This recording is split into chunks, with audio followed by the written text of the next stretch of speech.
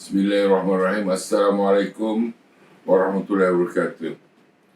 Very warm greetings to all the participants and the audience here for this webinar. Good afternoon. I am more than grateful to stand here and welcome you all to this international webinar for teachers under Komtep 2022. Today, I, Safri bin Jeffrey, as the principal at MK Takis Papar, Malaysia, shall be walking you through the webinar. Before I invite the moderator, I would like to introduce you to the process of the event. Firstly, I would like to thank the Asia Pacific Centers of Education for the International Understanding, or EPSU, who is in cooperation with both education ministries, Malaysia and Korea, under Asia Pacific Teacher Exchange Program, EPTIP. In Malaysia, the exchange program known as Komtep, or Korean Malaysian Teachers Exchange 2022, who co-organized with Incheon Konghang High School, Korea.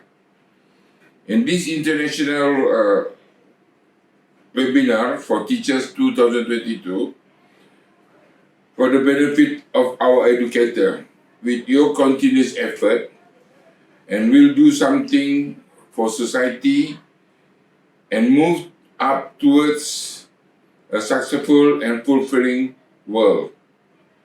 We all had the opportunity to be present here together. This informative webinar will not only guide us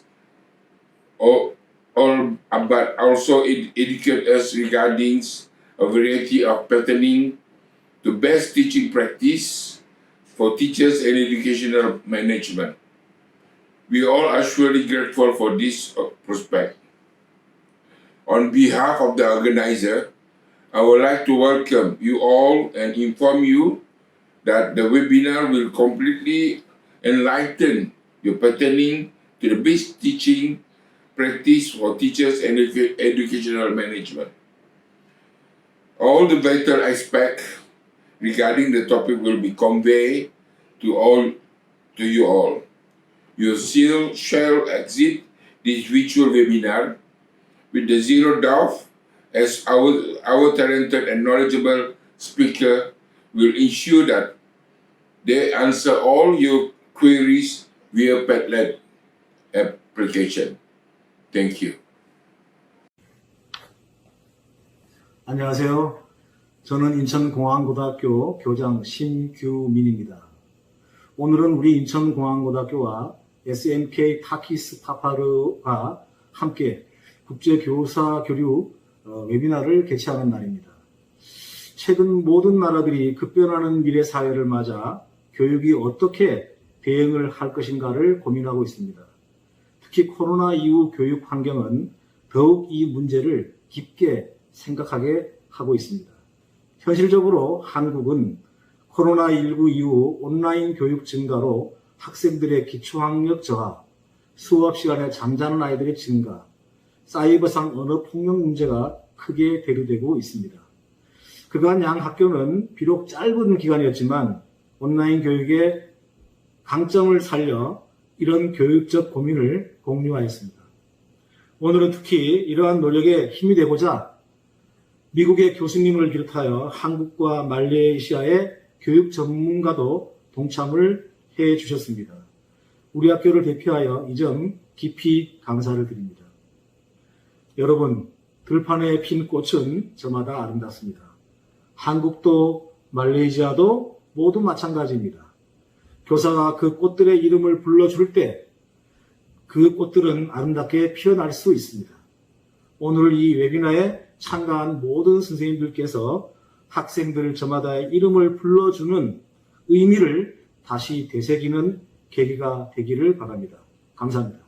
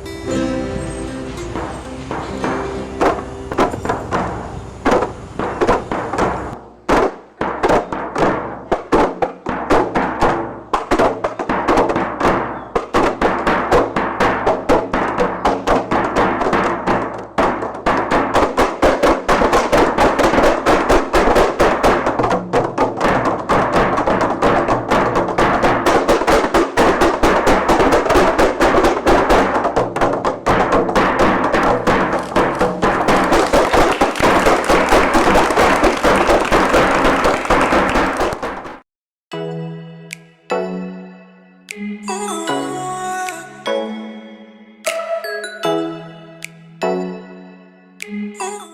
food looks so yummy in every drama.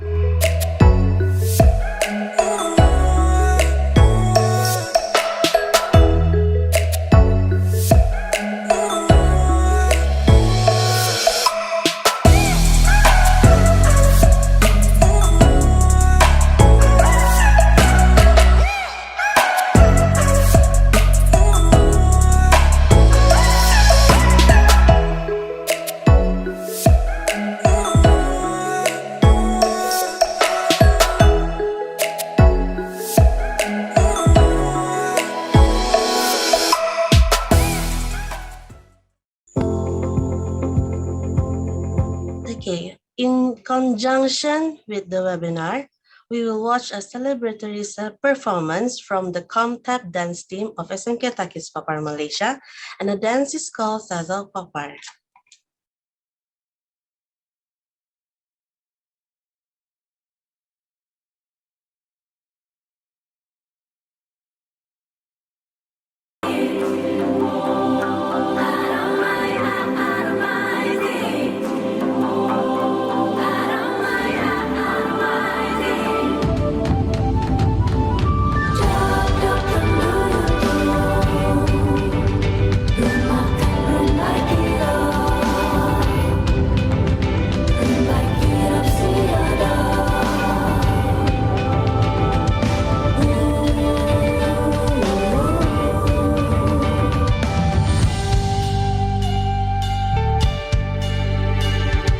Manis-manis buat Arab, lagi manis senyumanmu. Biarpun kau pindik tagap, janji tayar pun kau bully angkat andui. Urang kita susah gak mau cari gaya yang begini. Hey, boleh duduk satu meja walaupun berbeza bangsa. Cerita di kedai kopi sampai boleh lupa diri. Angkol inam dengan pinakul pun ketawa sendiri. Oh, rindunya di sini.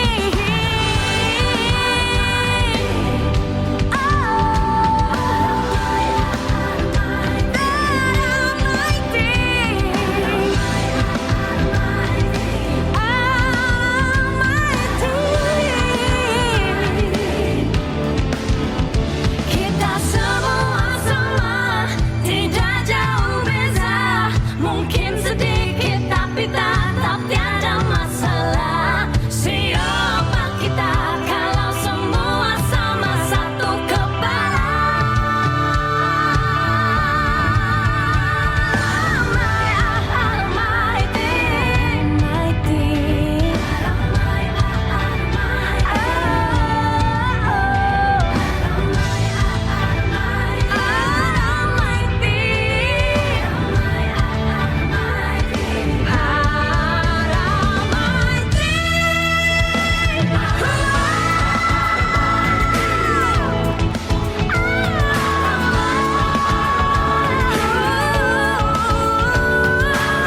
Kita sama-sama tiada beza.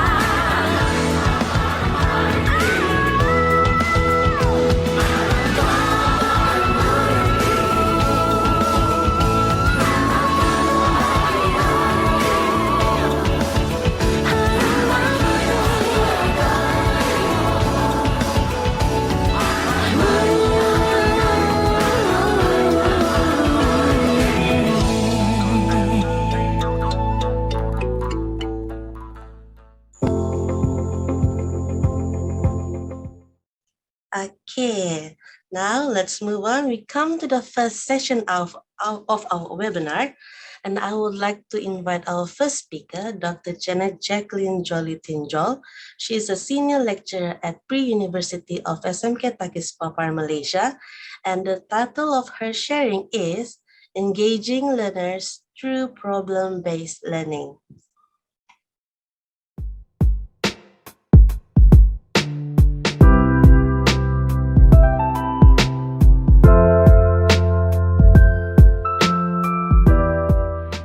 Selamat sejahtera, a very good morning. I'm Yon Hasimika. Welcome to our webinar today. I'm very pleased to share with all of you a topic about engaging learners through problem-based learning. Throughout the webinar, you are welcome to ask questions and write in the chat room. I try to answer the question after the webinar finished. This is our learning outcomes for today. At the end of the webinar, I hope that participants will understand the issues about education today, such as Industrial Revolution 4.0 and 21st century learning, student-centered learning, and the implementation of problem-based learning. This webinar will take 20 minutes, and we hope that you will be able to put up with the attention of the webinar. Before I started, I would like to introduce myself. My name is Dr. Janet Jacqueline Jolly. I have 16 years of teaching experience. I have PhD in curriculum and instruction, Masters in curriculum, and my first degree was accounting with education. My expertise are in PR and business, and I am a practitioner and certified coach of problem-based learning. The emerging of IR 4.0 has brought a massive change in the world of education. In facing IR 4.0, teachers today are urged to suit the process of teaching and learning. Hence, the teachers need to dominate information technology because the new millennial students consist of Z and Alpha generation who tend to utilize technology-based learning. In the world of education, IR 4.0 revolution witnessed a very significant change from traditional learning to technology-based learning. But it is in line with the trend of student learning that characterizes education today. Students turn to learn by using pedagogy, and cybergogy kind of learning. WhatsApp, a variety of modern functions, and gadget learning through gamification, Skype, FaceTime, and Hangout, and learning using pedagogy. More clearly, 21st century learning requires teachers to dominate IR 4.0 to make the teaching and learning process more appealing to new millennials. The world of the 21st century has changed dramatically as a result of technological transformation and rapid explosion of information. World Economic Forum 2016 divided 21st century skills into 3 domains: foundational literacies, competencies, character qualities. The current education plan has successfully outlined the characteristics needed, yet these attributes alone are difficult to produce if there is a clear mechanism to support the transformation process.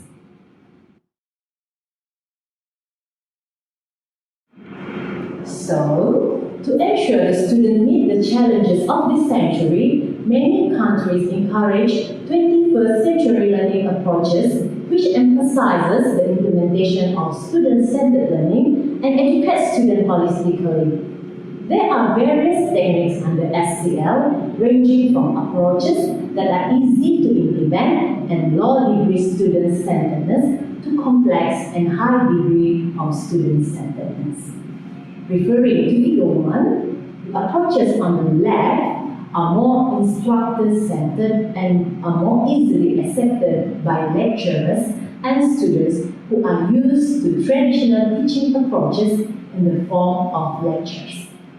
The approaches that are more to the right have a higher degree of student-centeredness and would require instructor to have good facilitation skills. For example, in Zone 1, instructors involve students in the classroom by asking randomly student opinions, while in Zone 2, teachers will use structured, collaborative activities to engage all students in the classroom in learning activities such as guided reciprocal peer questioning, pair composition, read and explain pairs. Zone 3 involves team-based learning activities such as cooperative learning, which requires more students' commitment to learning. Teachers play the role of facilitators in performing more complex activities but are very effective in forming a deep understanding and positive attitude among students. Zone 4, where the degree of student-centeredness is the highest, requires the highest preparation of teacher-students learning commitment. This more complicated approach, such as problem-based learning, requires lecturers who have a good skill as a facilitator. However, constructivist approaches such as PBL are very good because they can develop not only cognitive and conceptual aspect among students, but also shape the affective aspects in terms of attitudes. In this webinar, we'll try to explain about PBL as Zone 4 as a method to engage student learning in the classroom.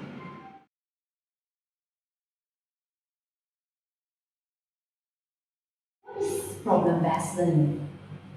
Problem-based learning, or PBL, was first implemented by McMaster University Medical School in 1969 as a radical, innovative, and alternative pathway to learning, thus setting a new educational trend. PBL has now spread widely across the globe and has prevailed for almost 4 decades. PBL is essentially a strategic learning system design which combines several complementary educational principles for the delivery of instruction. PBL is specifically aimed at enhancing and optimizing the educational outcomes of learner-centered, collaborative, contextual, integrated, self-directed, and reflective learning. The design and delivery of instruction in PBL involve peer teaching and learning in small groups through the social construction of knowledge using a real problem case to trigger the learning process. Therefore, PBL represents a major shift in the educational paradigm from the traditional teacher-directed instruction to student-centered learning. PBL is firmly underpinned by several educational theories, but problems are often encountered in practice that can affect learning outcomes. Special attention should be paid to the training and selection of PBL tutors who have a critical role in the PBL process. Furthermore, a significant change in the mindset of both students and teachers are required for the successful implementation of PBL. Thus, effective training programs for students and teachers must precede its implementation. PBL is a highly resource-intensive learning strategy, and the returns on investment should be carefully and critically appraised in the decision-making process. Implementation of PBL can be a daunting task and will require detailed and careful planning, together with a significant commitment on the part of educators given the responsibility to implement PBL in the institution. PBL can offer a more holistic, value-added, and quality education to energize student learning in the 21st century. Successful implementation of PBL can therefore help to nurture in students the development of desire, habits of mind, behavior, and action to become the competent, caring, and ethical professional of the 21st century. Thus, PBL can contribute to the improvement of any profession, but we need to be trained.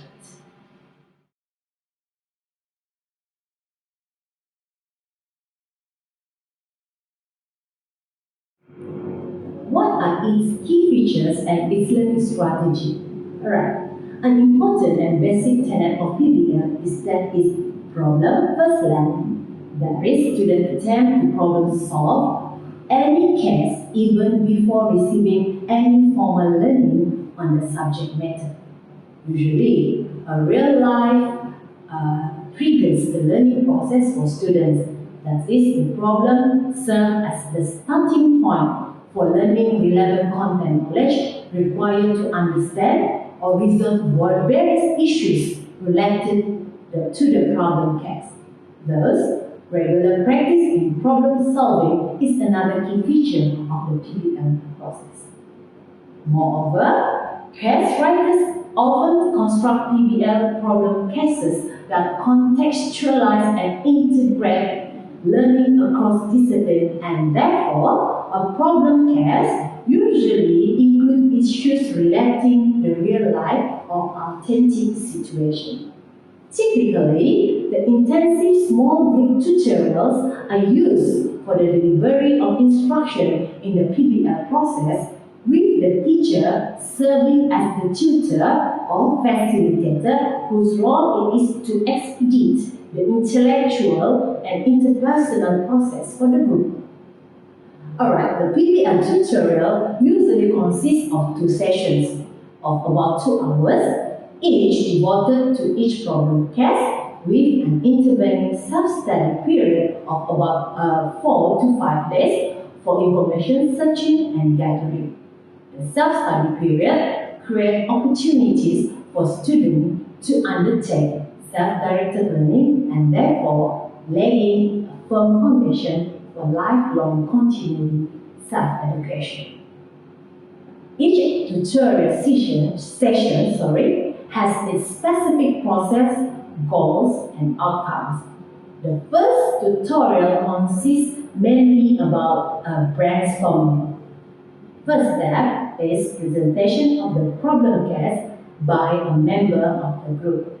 Then, problem analysis through reviewing the facts of the problem case. Hypothesis generation to develop ideas to explain various aspects of the case.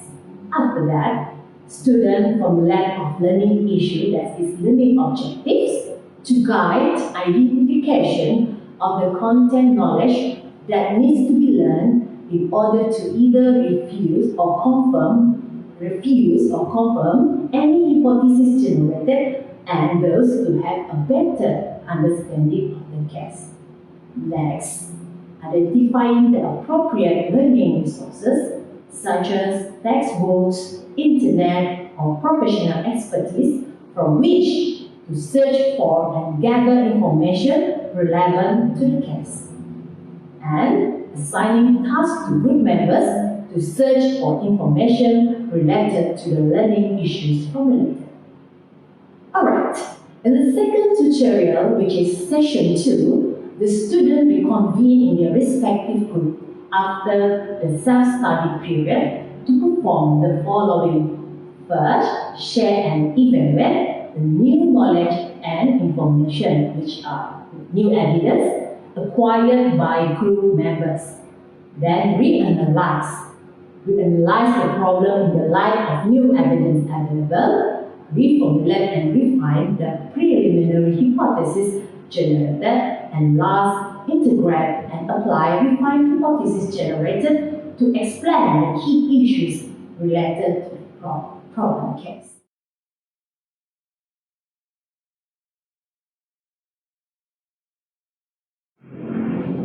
As a conclusion, PBL is essentially a strategic learning system which represents a major shift in the educational paradigm from the traditional teacher-directed instruction to student-centered learning, a paradigm considered more appropriate for the educational preparation of students in the 21st century. Implementation of PBL can be a tremendously daunting task. Not only will it require a clear understanding of the strength and limitation of PBL, but also a significant change in the mindset of students and teachers. Implementation of PBL is likely to cause some difficulties, including discomfort and agitation to both teachers and students, especially in the early phase of its implementation and in those institutions deeply entrenched and entrapped in the traditional teachers-directed and highly discipline-specific curriculum. As educators, it is our responsibility to design and deliver instruction to our students which best enhance their learning and acquisition of desired knowledge, skills, and attitudes for the future. We should nurture our students and help them develop the desired habits of mind, behavior, and action to become competent, caring, and ethical. PBL can offer a more holistic, value-added, and quality education to energize student learning in the 21st century. To optimize the benefit from PBL for students, we need to do it right. If we fail to complete our responsibility well as educators, it will result in dire consequences, not only for our students, but also for our society and for ourselves, as clearly expressed by parents. Overcoming difficulties is easier than done, but we must make the effort, or graduates will leave our institution full of knowledge, but with little comprehension and even less ability to apply, analyze, synthesize, or evaluate, unless we take what steps we can to improve the learning environment for our students. Their potential will only be partly realized. Our standing in our own eyes and the eyes of society will be diminished, and ultimately society itself will be the poor. Thank you.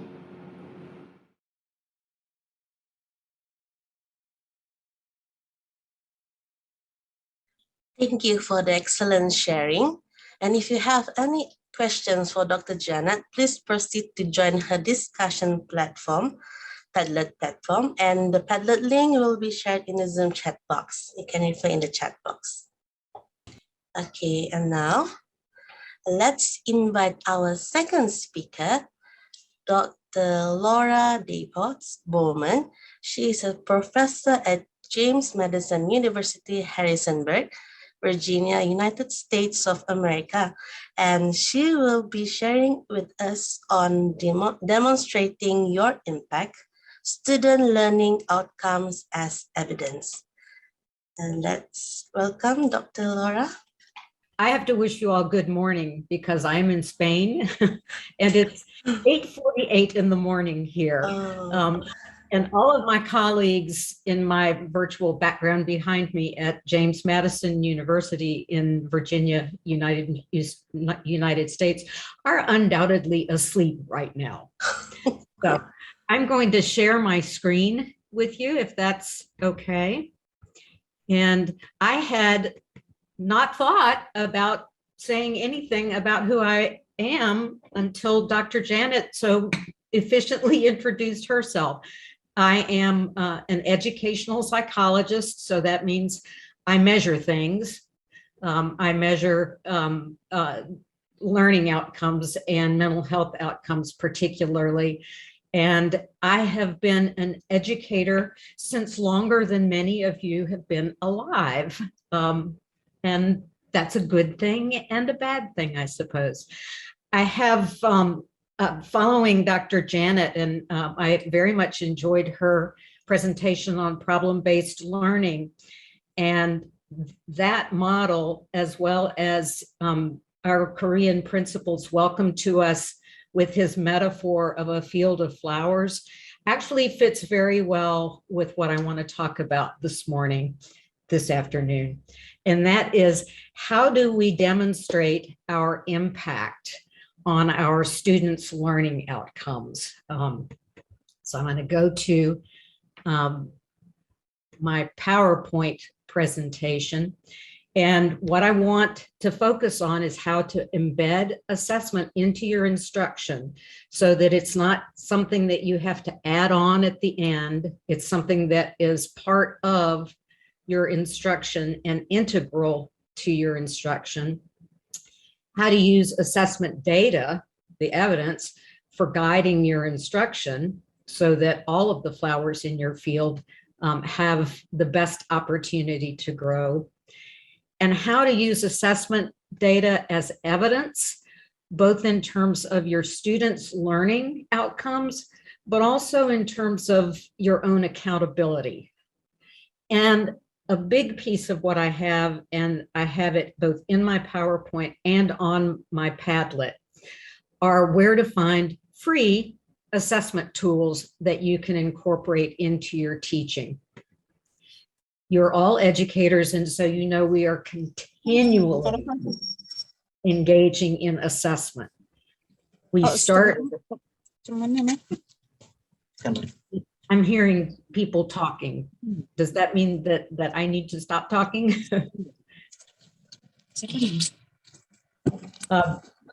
So we're in a continuous cycle of determining what students can do, what is it that they're trying to do, and what is it that you need for them to do. And all of that, while we think of that as evaluation, is also evidence that informs our instruction. How do we group for instruction?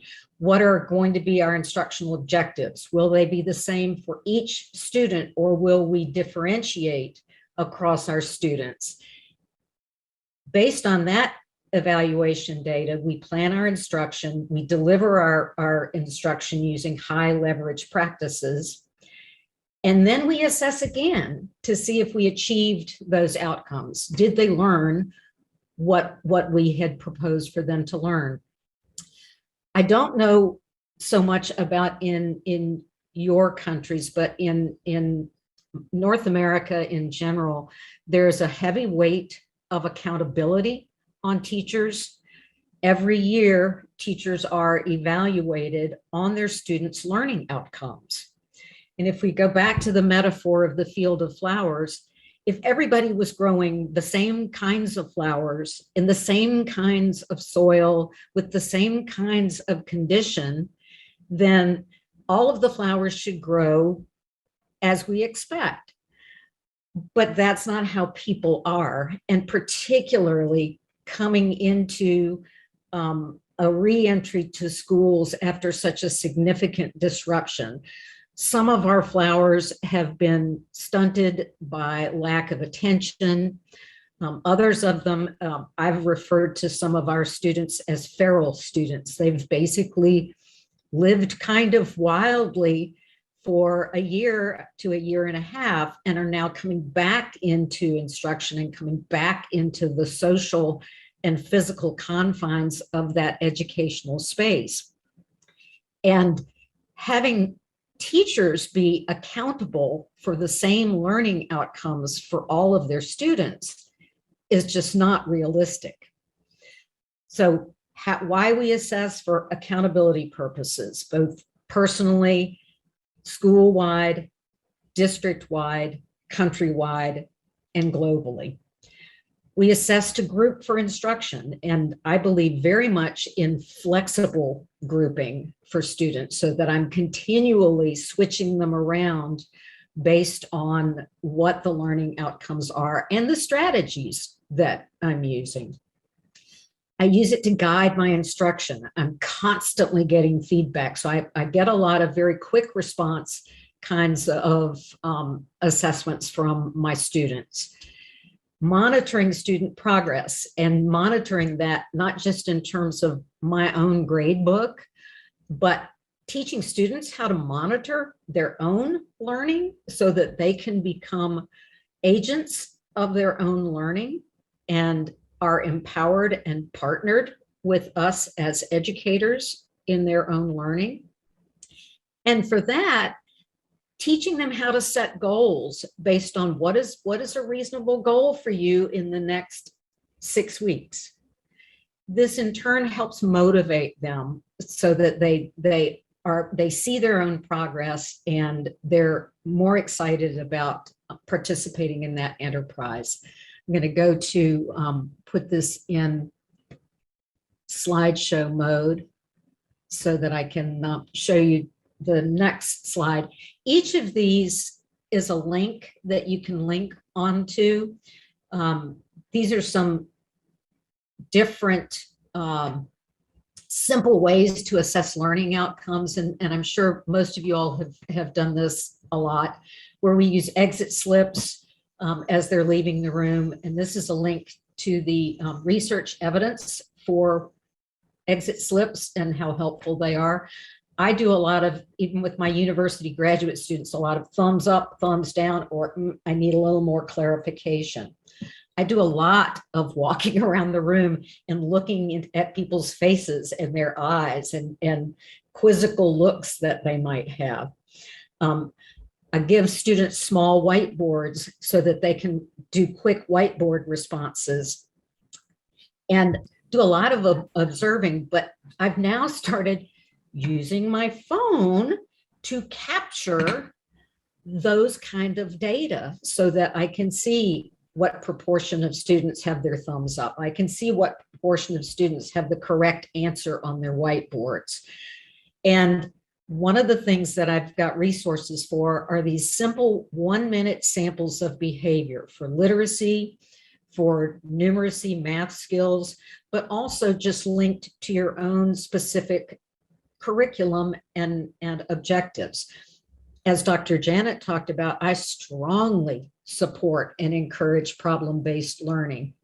So much of what we have to do as educators is teach our students how to generalize the learning outcomes from the classroom. And the beauty of problem-based learning is you don't have to bridge that gap because they're solving real-world problems using real skills. The accountability issue, though, in that is that our outcome assessments, our end-of-year tests, don't often align effectively with that. So we want to use a wide variety of assessment strategies. Let's see if I can get this to advance.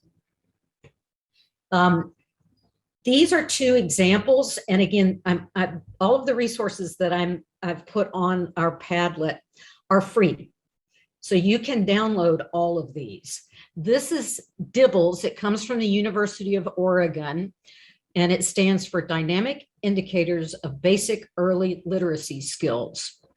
And it has a series of downloadable 1-minute samples of specific literacy skills that you can use for screening purposes. We typically do a screening on all children at the beginning of the academic year, in the middle of the academic year, and then again at the end of the academic year. And in between that, there are lots and lots of 1-minute samples for progress monitoring. Are they gaining alphabetic principle skills? Are they gaining phoneme segmentation skills? Are they gaining comprehension skills? And all of these materials are available for download at this link that's also on the Padlet site. Easy CBM, CBM stands for curriculum-based measures. Easy CBM is another site, also from the University of Oregon, but it's linked to several other research centers in the United States. All of them have been funded by the federal government's Institute for Education Sciences.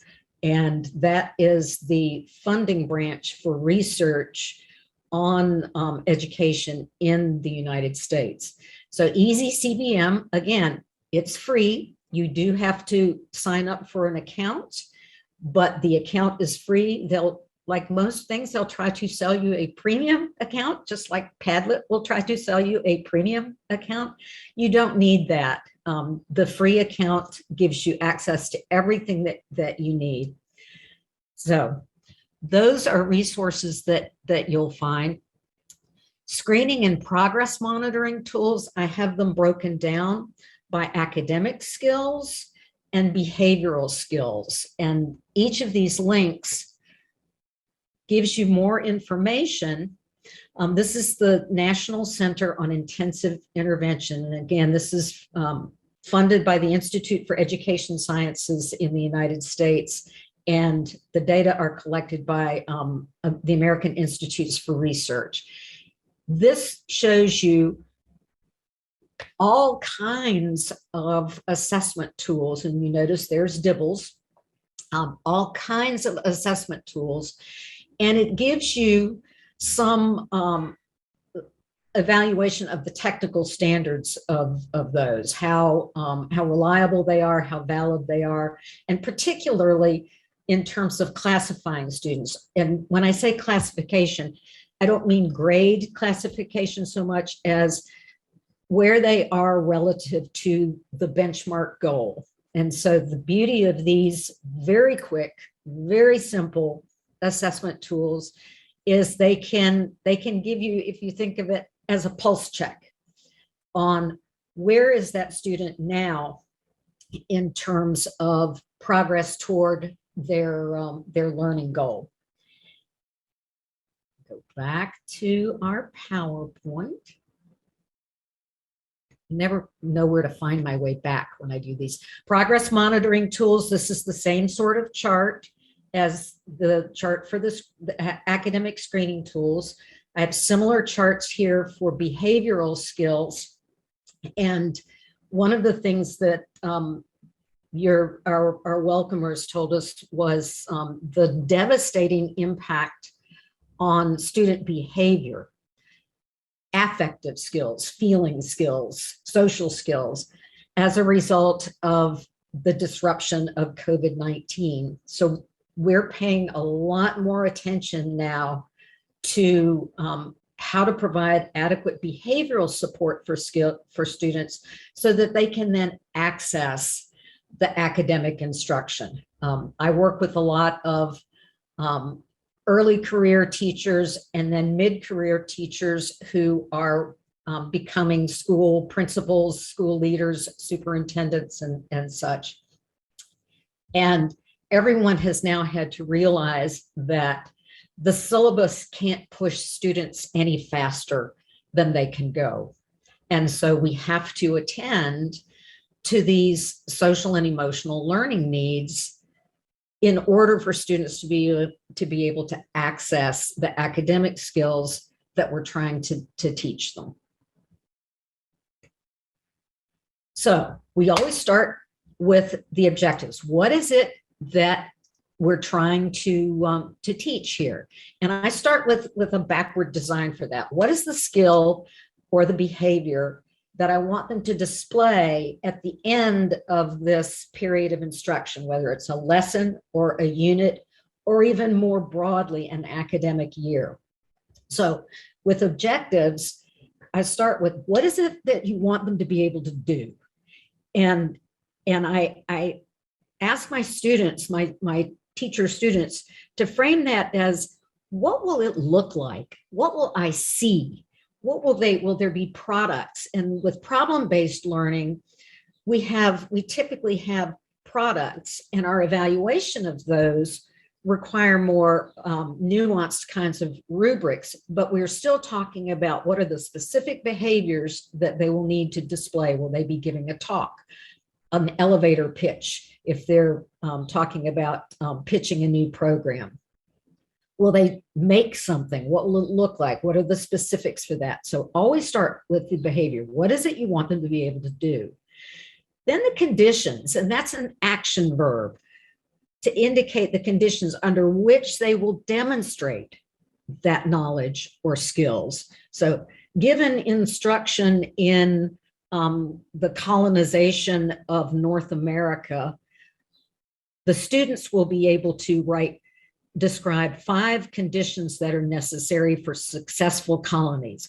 That's given the conditions, what is it that they will need to be able to do to demonstrate their mastery of the learning outcomes. So you have to decide as a teacher, what is the level of mastery, the proficiency that you expect of them, so that you know that they're ready to move on, that they've mastered that.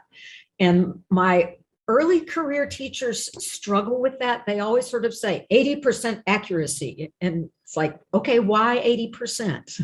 And how will you measure that 80%? If they've got 4 questions that students have to answer, 80%, it's like if they get 3 out of 4, that's only 75%. So you need to come up with criteria for mastery that are measurable and align with your skills. These are just action verbs for the different types of skills, so that if I have a lot of teachers who have learning objectives, the students will know how colonies are successful. Okay, how will they know it? Will they define terms? Will they identify and label? What is it they will do that is going to be the evidence that they've attained that goal? So much of what my in-service teachers talk about in terms of learning outcomes are invisible: knowledge, understanding, those kinds of things. And so they have to unpack that in terms that allow us to see what that looks like.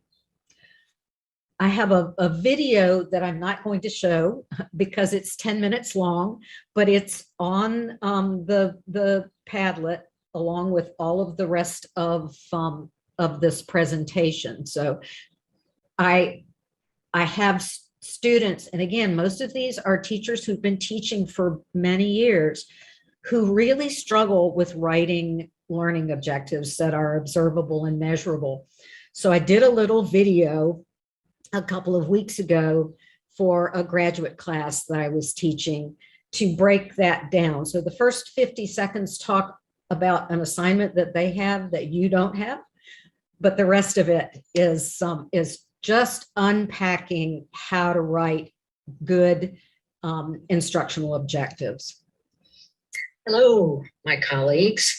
Right, we're not while gonna you do guys that. are working on writing your So you guys can do that in your own time, because our time right now is very precious. I also have the Council on Exceptional Children's and the Cedar Center's guides on high leverage practices. And in the United States, because our educational system has not kept up in years with, for example, South Korea's system is typically has better learning outcomes than the United States.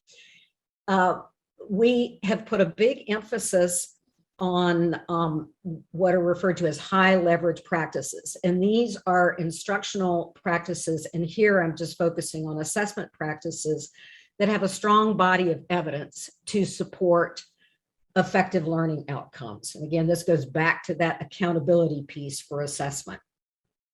So high leverage practice 4, using multiple sources of information to develop a comprehensive understanding of your students' strengths and needs, and doing interest inventories of students, conversations with students, talking to families of students, looking at student records.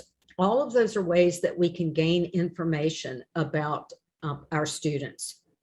A couple of schools that I've worked with, after the first month of school, they put the names up of every single student in the school, and all of the teachers and all of the staff go around and put a check mark beside the name of each child whose face they recognize, and then another check if there's some fact that they know about them. So learning to know your students, and there are lots of ways to do that.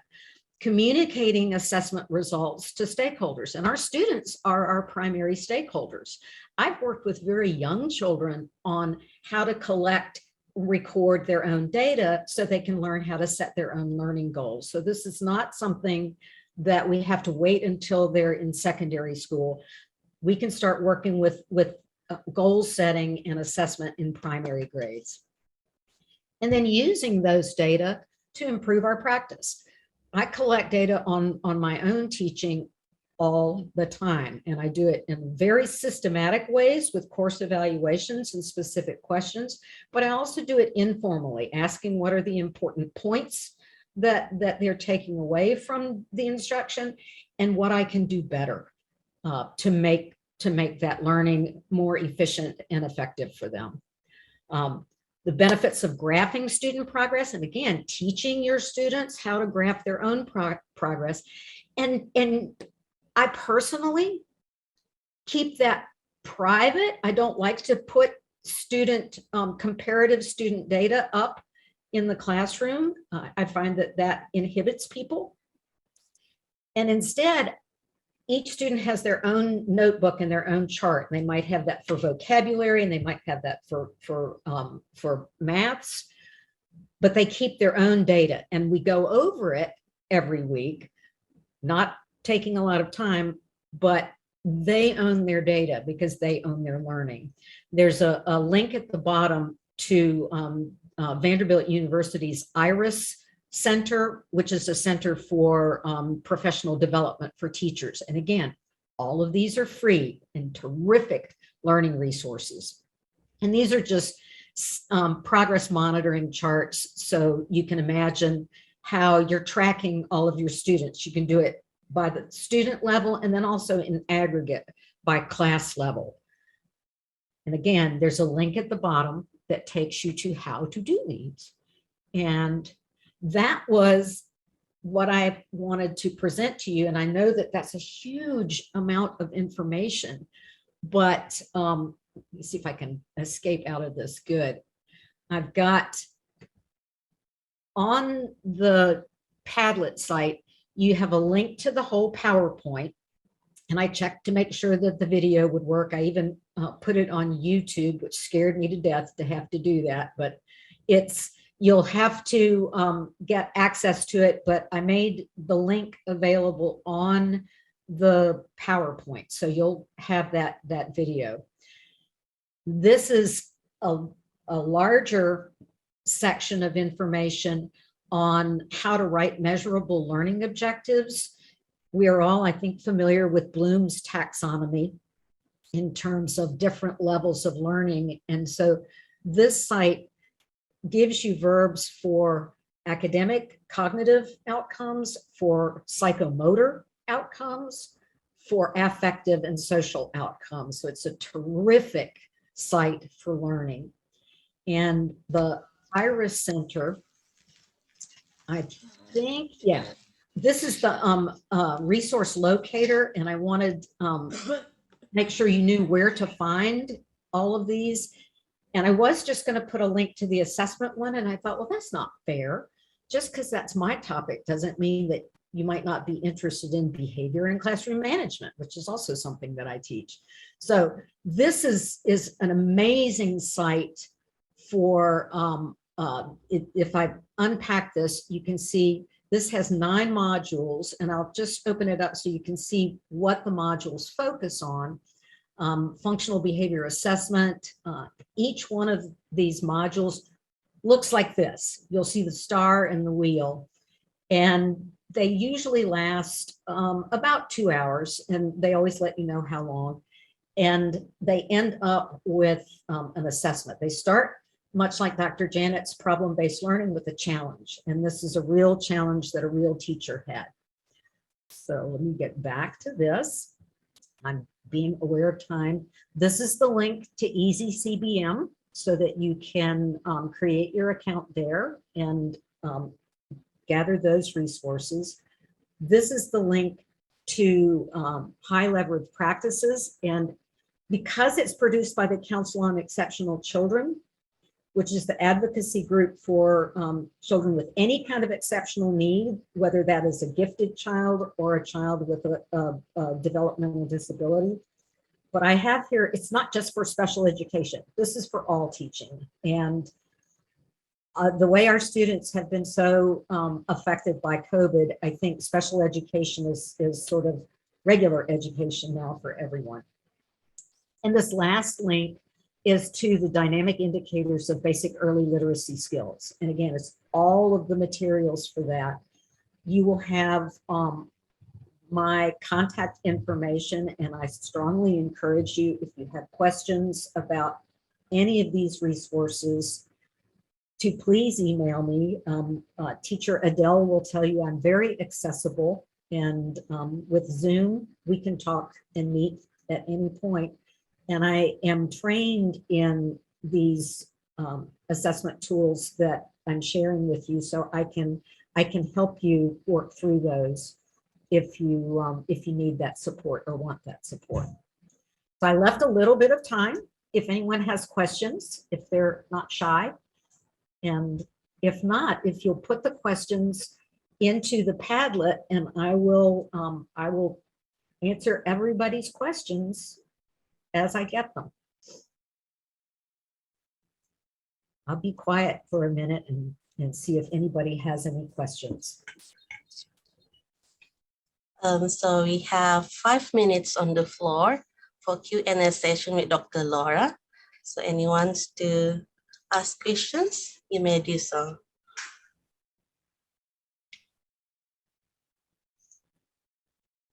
When we met for our planning meeting, we shared cats. People brought their cats out. So you're welcome to bring your cats out, your children out.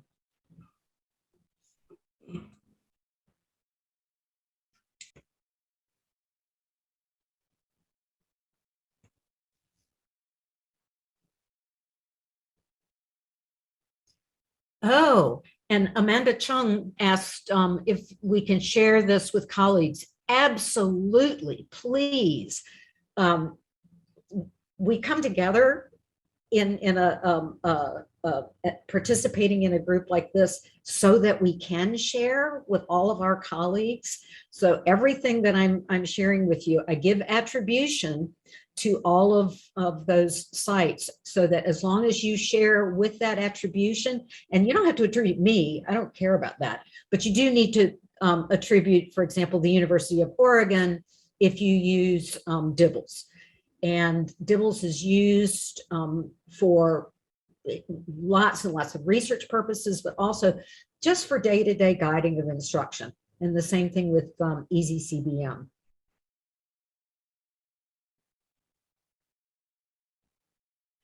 I don't know if any of you all work with students with more challenging behaviors, but that's something that I've spent a lot of time working with. I've worked with a lot of kids, not just kids, adults too, on the autism spectrum.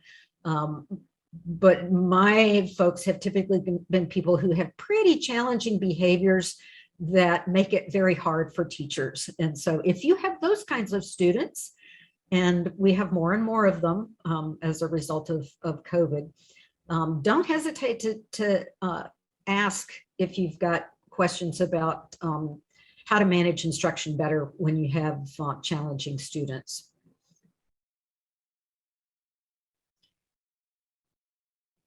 How to write objectives that cater different types of students' levels in class. Satriana asks a very good question. What I do is I use a screening tool, and that screening tool could be something like, if it's a literacy screener, I might use something like DIBELS. If it's social studies or something that's more content related, I will look at the end assessment for that and select a few items. I'll select some that are quite simple, others that are a little bit more challenging, and then a few that are significantly more challenging, so that I can screen all of my students and then group them accordingly. So I can have the same objective, but my strategies might differ, and the products, what they will have to do to demonstrate that learning outcome, might be different. So I do a lot of assessment up front, pre-assessment, if you think of it that way, in order to group for instruction. Then, for example, again, if I'm teaching social studies, I might use something like Newsela. And I don't know if you all are familiar with Newsela. If you're not, I'll show you that because it's free also. Newsela is, you can get news articles that you can then level the text demand. You can change the lexile on it. So I might be teaching the same lesson, a science lesson about cephalopods, and I can't change my objective because that's what my curriculum requires. I don't know how demanding your curriculum is, but I know my curriculum in the United States is very rigid, state by state. So I can't change that course objective, but I can modify the text level so that everyone's got the same text, but group A might have that text at a lexile level of 450, which would be about third grade reading level. And the other group might have it at 750, which would be about 6th grade reading level. And then another group might have it at 9th grade reading level at 11 or 1200 Lexile. So again, same content, but I've known to group them so that the text is going to better match their current level of functioning. I hope that answered your question, Satriana.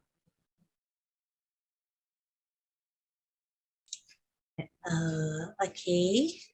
Thank you everyone for the questions, and thank you, Dr. Laura. And if any other questions, you can ask Dr. Laura via Padlet link that which has been shared. Thank you. Thank you all. Thank you, Dr. Laura. Okay, before we start with the second sessions of the webinar, let's watch the performance from SMK Takis Papar and SMK Pekan Telipuk Tuaran, Malaysia. And they are going to perform the Korean fan dance, which the students were taught by a professional Korean dance instructor during the program. And do enjoy the performance.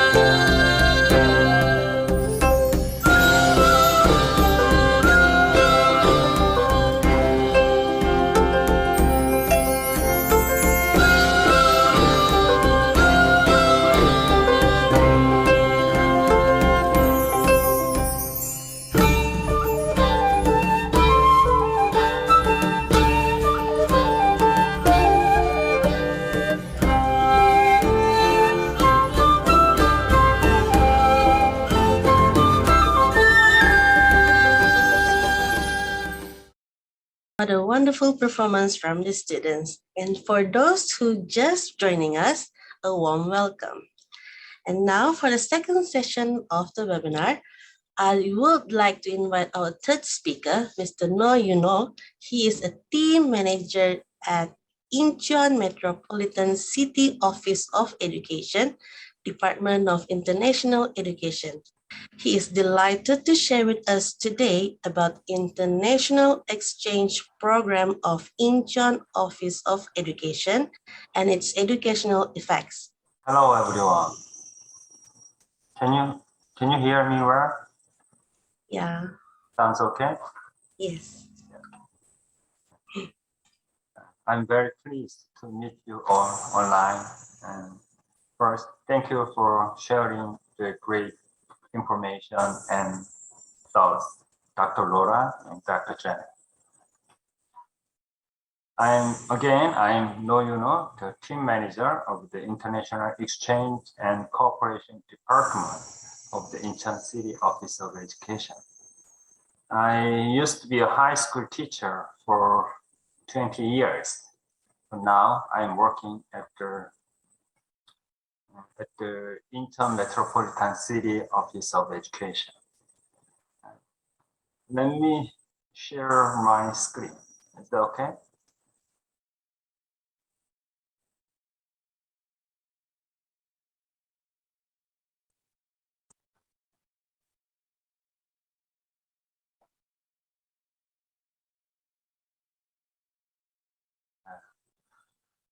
Okay, it's my honor to have this opportunity to present on such a wonderful webinar like this. Today, I'm going to talk about the international exchange programs at the Incheon City Office of Education and some important educational effects on students. Before that, let me tell you about some basic information about Incheon. This is the map that shows where Incheon City is located. It's almost in the center of Korea Peninsula. Incheon is the third largest city in Korea with the population of about 3 million. Along with Seoul and Gyeonggi province, Incheon forms the Seoul capital area, which is the world's fifth largest metropolitan area by population. You are seeing the Korean Peninsula. Okay, let me give you some general information of schools in Incheon.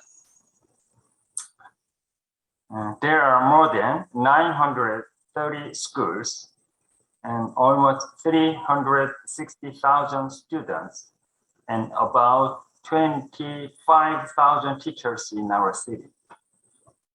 It's a pretty big city. Left picture shows the Incheon Metropolitan City Office of Education, and the right one is Incheon Global Education Institute, where I work. And this is the organization of our institute with a total number of 36 staff, including 13 international teachers.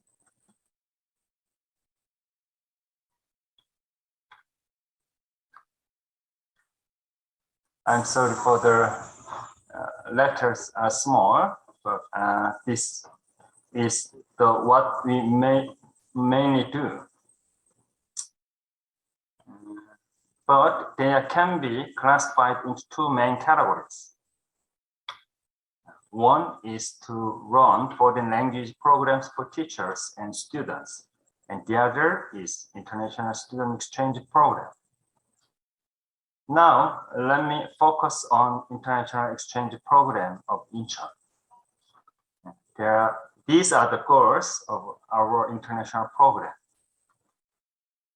Most of all, we want students to develop their ability to understand different cultures around the world through international exchange programs and grow into desirable global citizens.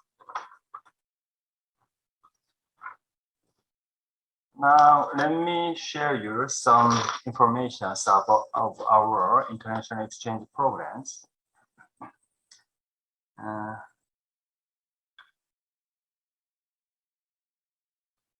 These are the main international exchange programs.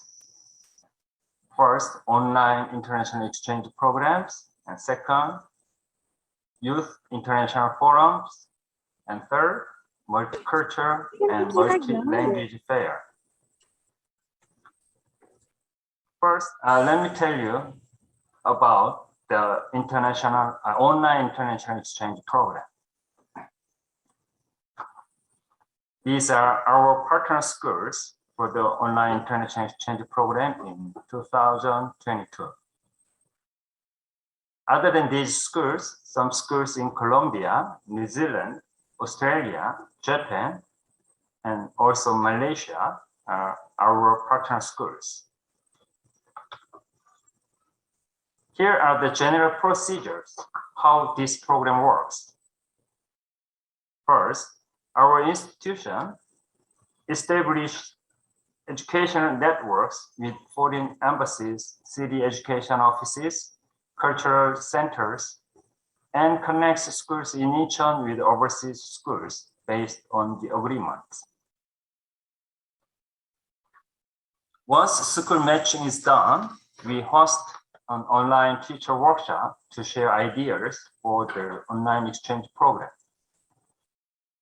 Teachers discuss about what topics they are going to deal with for their class, online live class schedules, online platforms, and so on. Then online class exchanges between partner schools are conducted. Normally 4 or 5 sessions, but it depends on the situation of each school. And final step for this program is online joint presentation. Like today's event, all the teachers get together and share their experiences for the program in the workshop. From the sharing, teachers can learn from each other. Sorry for the Korean sentences, but these are the official documents sent to schools from our institute, which inform them of school matching results. And these are the pictures of teachers' workshop for the program between Incheon and India.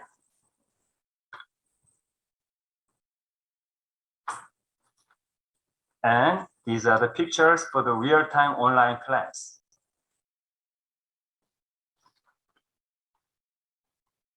Okay, let's move on to next program. The second program I want to introduce is Youth International Forum. The Youth International Forum is a program in which students from several countries carry out projects on common topics such as environment, climate crisis, and human rights, and present the result and their works online. In 2021, we had 3 Youth International Forums. You are seeing the pictures from the forums. Let me show you one example. This is the video clip of one of the 3 forums.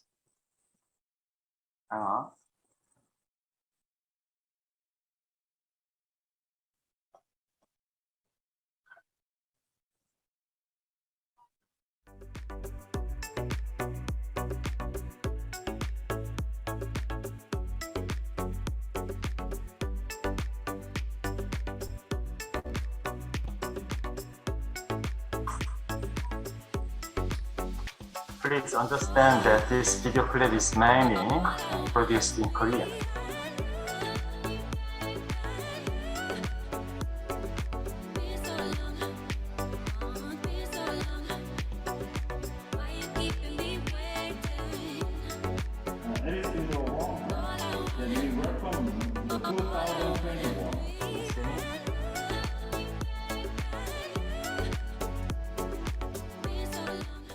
도성훈 인천광역시 교육감입니다. He is the superintendent of our 다른 office. 나라와 더 나아가서 우리를 둘러싼 환경과 공존하며 더불어 살아가는 것, 그것이 바로 평화의 길입니다. 오늘 지금 여기 우리는 평화를 심는다는 슬로건 아래 이루어지는 한중일러 국가별 평화 문화교류에서 타국, 타인, 그리고 환경을 생각하는 배려의 마음이 더 깊어지리라 기대합니다. 안녕하십니까 여러분. 평화의 씨앗을 심는 오늘의 행사가 더 귀중하게 다가옵니다. 한 걸음 한 걸음 평화와 공존으로 가득 찬 하나의 미래를 만들어 가기를 기원합니다.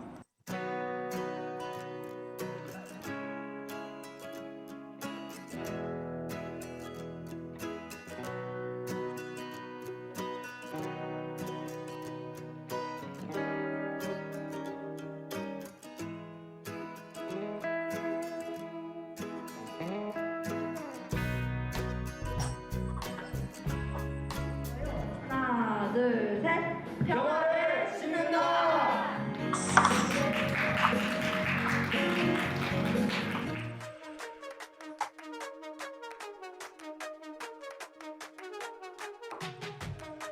More than 10 schools from few countries participated in the program.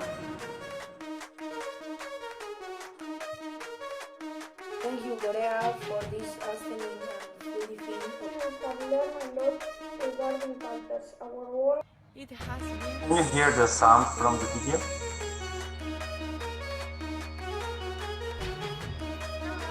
Hello, we are from school.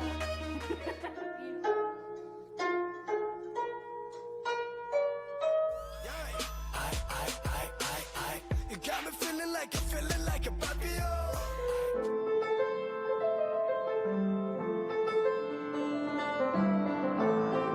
Malaysia.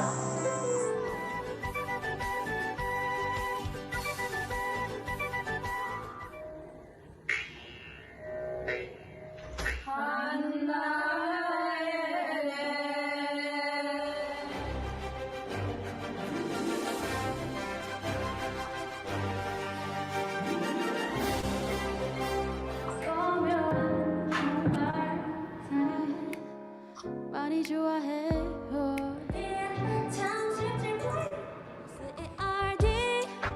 이선 넘으면 좀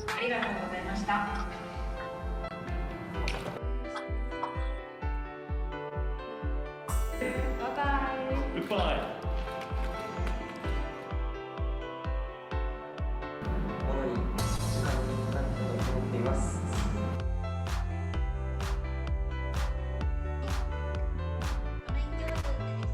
ご紹介の動画を送り合いました。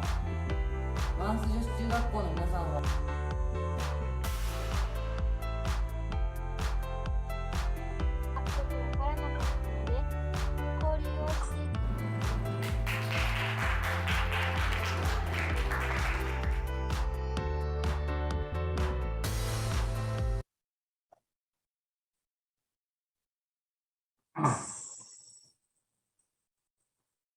Okay. I still remember that most of the students who participated in the program were very satisfied and thrilled. The last program I'm going to tell you is the Multilingual and Multicultural Fair.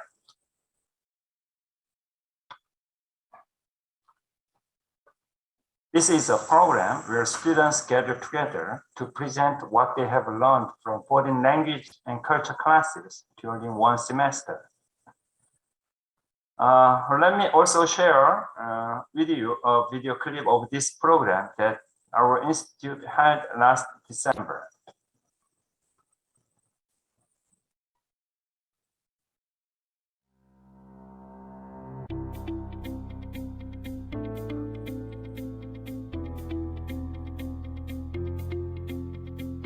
Can you hear the sound?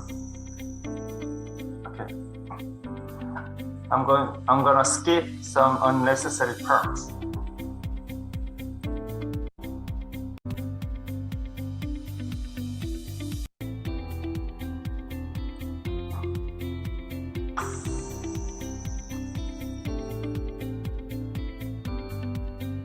Sorry again that this film is produced mostly in Korean. 오늘 이 계기로 해서 Again, the superintendent. 여러분들이 앞으로 서로 준비할 수 있는 시민 교육을 가진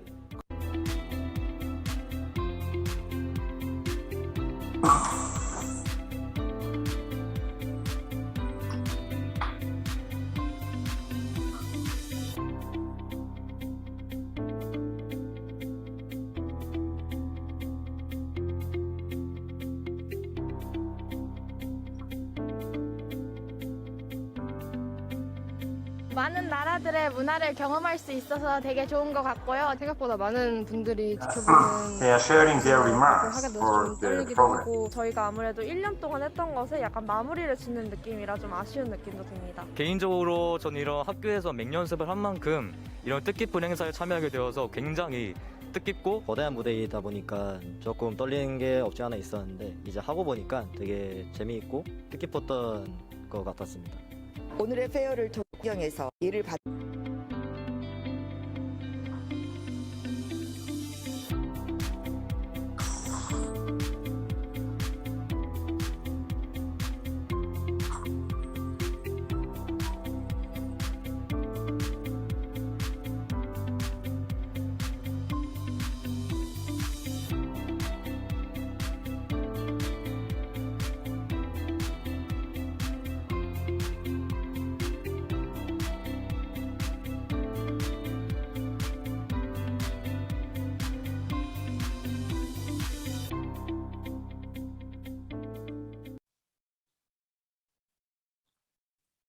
Okay.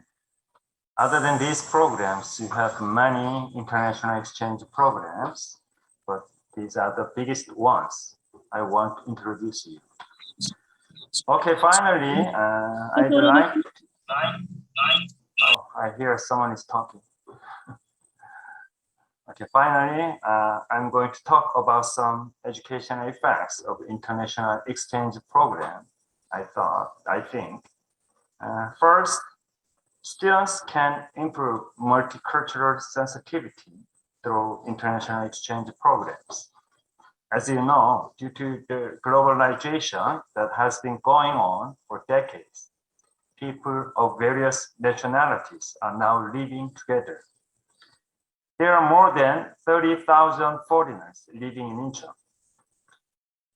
In this situation, understanding cultural diversity is very important, and students can improve this ability through international exchange activities.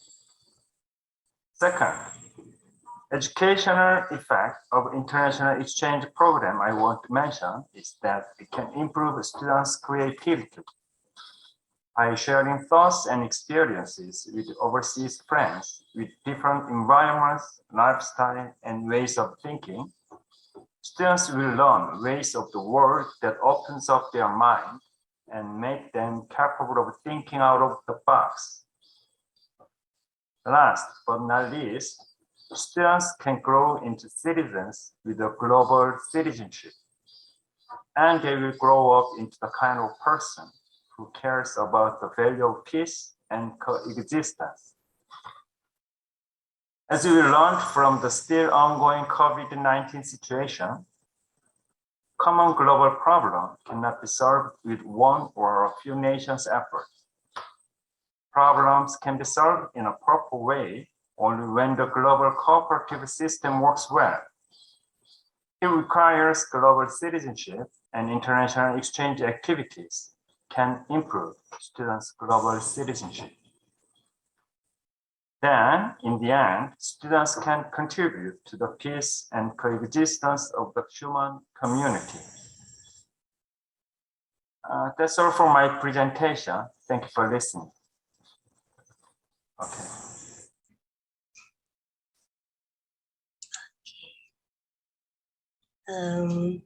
Thank you for the informative sharing.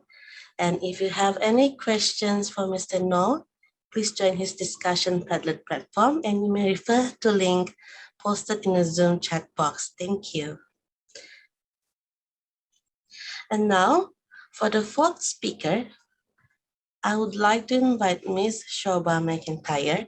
She is a SISC Plus officer at Kota Kinabalu District Education Office, with the title of her sharing, Managing Professional Learning Communities Through DIVA, Discussing Ideas via Applications.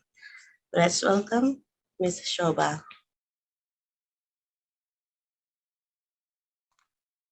Hi, everyone. Can you hear me clearly? Yeah. Yes. Sorry, because I can only see my slides right now. So please post in the chat room if something goes wrong halfway. So thank you for the introduction, Charlene. My name is Shobha McIntyre, currently working in the District Education Office of Kota Kinabalu.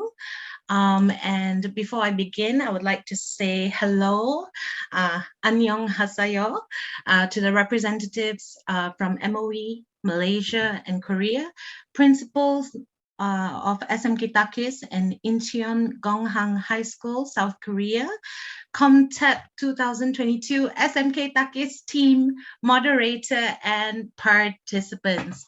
Okay, so I will be sharing on managing PLCs through Diva. And what I'd like for everyone to do is to feel free to communicate with me in the chat room. And I also have my friends with me here today. Madam Carol, are you there? Carol, yep.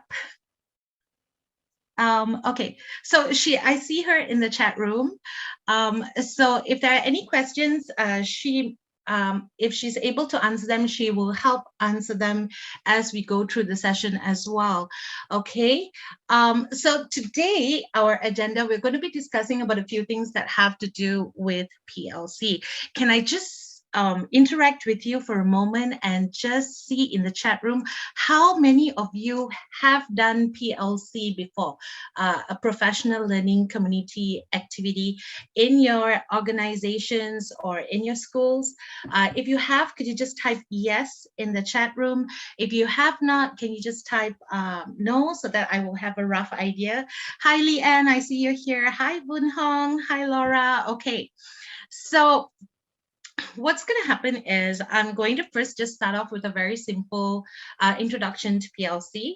That is, it's a professional learning community, and it's a platform for teachers to share their opinions and experiences, especially with respect to the quality of teaching and learning processes. Now in Malaysia, we call it PDP. All right, and then this partnership gives teachers more added value because they have the opportunity to improve their self-esteem and to keep in pace with the developments in the education world. This is a quote from Hassan 2018. Now, I'm sure there are so many of you who have been part of PLCs and also who carry out PLCs in your organizations, in your schools. But for today, I'm going to be talking about a rather big aspect of PLC, which is managing it. But at the same time, I'm not going to cover all aspects of management because we don't really have a lot of time today. So what I'd like to talk about is how we had a need for PLC to be carried out in our organization, in our district.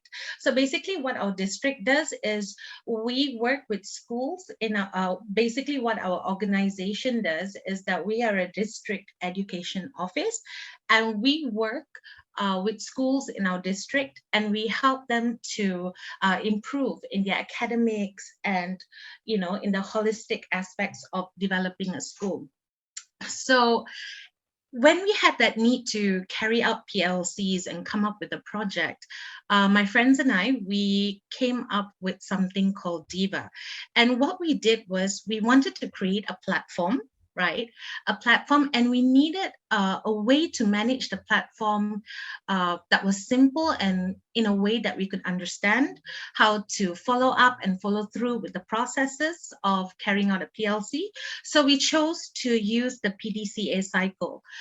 So PDCA is an iterative design, iterative design and management method used in business for control and continual improvement of processes and products.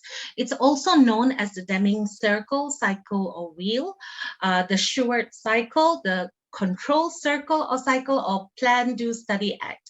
Another version of this PDCA cycle is OPDCA. So there are so many ways of managing a PLC, but we chose to go with PDCA. One of the reasons was because we are most familiar with it, okay? So these are the PDCA steps. Basically, it's just plan, do, check, and action. So when you want to create a PLC, you're going to plan based on questions you may ask, or questions that people may ask you. Like, for example, what are your needs or issues? If you're going to have a PLC, why are you going to do it? Who is it for? And then if you're going to, come to that point where you're going to carry it out, you're going to do the activities, you've got to have the activities planned out in detail. Like, what are the activities? Are your resources ready? And then you also need to plan out how are you going to evaluate and assess the developments and the progress that happens from the sharings or activities that take place within your PLC? So when you've done all that, okay, then you can formulate your actions. Basically, they're your next steps or your way forward. So if an activity is not working out, you may have to improve it, or you may have to get rid of it. And if it is working out, you can figure out whether it's sustainable or not, or it just serves that purpose in that time or in that moment, right? So what happened in our DIVA initiative was we followed the PDCA model, and we asked ourselves a bunch of questions. So the need to do PLC came about because we had issues or things that we needed solutions for. And among them, at a managerial level, it was about promoting teacher leadership through active learning and engagement. We wanted to increase the involvement of teachers, especially amongst the middle leaders in the school, okay, head of panels. And we wanted to build cohesive teams to be agents of change in schools. We wanted to increase students' engagement and motivation to learn. So we were thinking like, okay, we have to do all these things, but how do we do it, right? We know we want to do PLC, but what are we going to share about? What's the input that's coming in? So what happened was we decided to form an e-learning platform.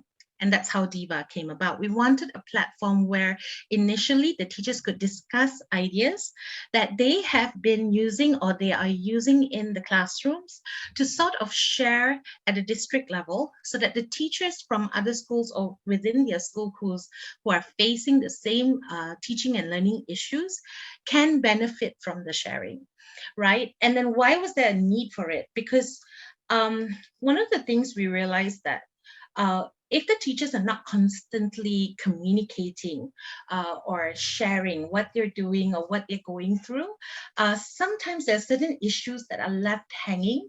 And that's why, they say two heads are better than one. It's always good to get people together to talk about things that they might find difficult to overcome. So we went through this process. I won't get into so much of the details. I'll leave it for another day. But basically what we're going to do is, in this activity, in the Padlet, right, I have actually listed out, because today we're just going to be covering planning. Okay, so what I've done is I've listed out some questions. So let's say, for example, if you have a similar issue in mind, or you're being adventurous and you want to try and think of ideas that you can use or do to carry out a PLC of your own, while we go through the session, you can actually try to answer some of these questions. And, later at the end, we can even discuss, what are your needs or your issues and how you can go about creating your own PLC. And at the end, we're also going to be talking about the future of PLC. So PLC has been around for a very long time, but over time, it has actually grown into so many different formats. So those are the things that we will be as we go through. So what is DIVA?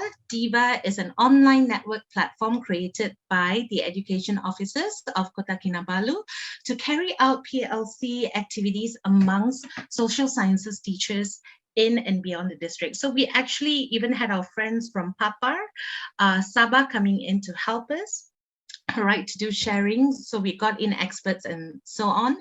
And, basically what it was is Diva became a platform for teachers to color together, to create something together, and also to elevate their stresses of teaching and learning, right? So PLC is an integral component of the continuous professional development of teachers in Malaysia.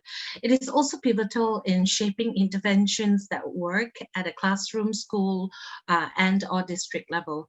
In any DIVA activity that we carry out, teachers discuss ideas or interventions used in classrooms to address teaching and learning issues that are also faced by other teachers in the district, as well as those within the DIVA network.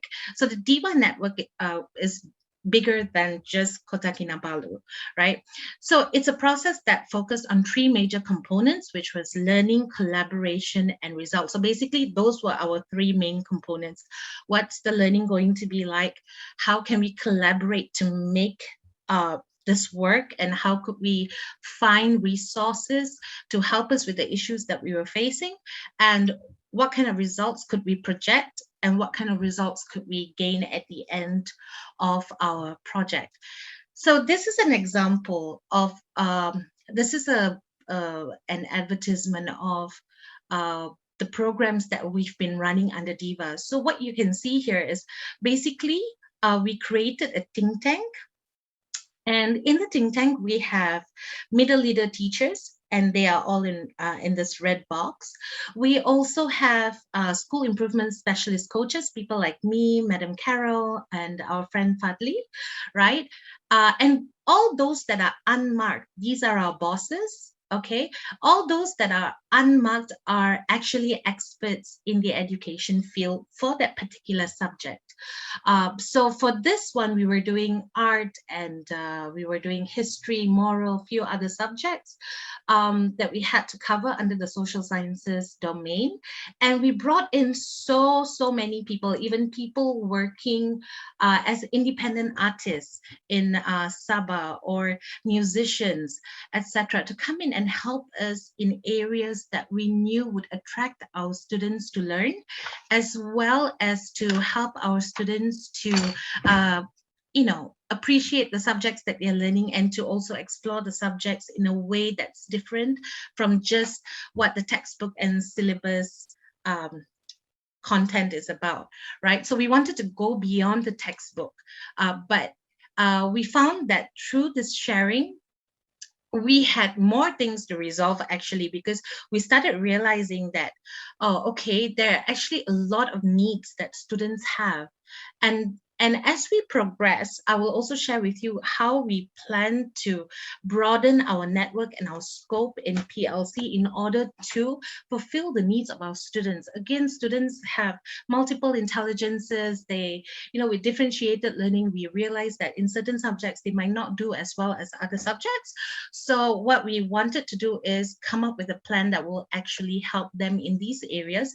And that's why I really love what Dr. Janet was sharing about problem-based learning, because problem-based learning is one of those things that we're really focused on right now in our district using PLC. So what makes an effective PLC? Well, basically strong facilitation to ensure effective teamwork and productivity, constant engagement in a learning cycle, conversations without biasness. We want all voices to be heard, prioritizing standards using specific criteria, and then unpacking those standards with the teachers. We try to collect as much evidence and data that we can in order for us to do our analysis, and also for us to figure out which strategies actually worked. And when we did this program in DIVA, a lot of the strategies that we used from the experts worked, and it actually helped us to think of interventions in a whole new light. Especially for the subjects that we were covering, right? And then the other thing is that we wanted to make space for creativity and innovation. So we realized that when we did DIVA, when we created a very safe platform for teachers to express ourselves, there was one teacher in particular who came up with innovations.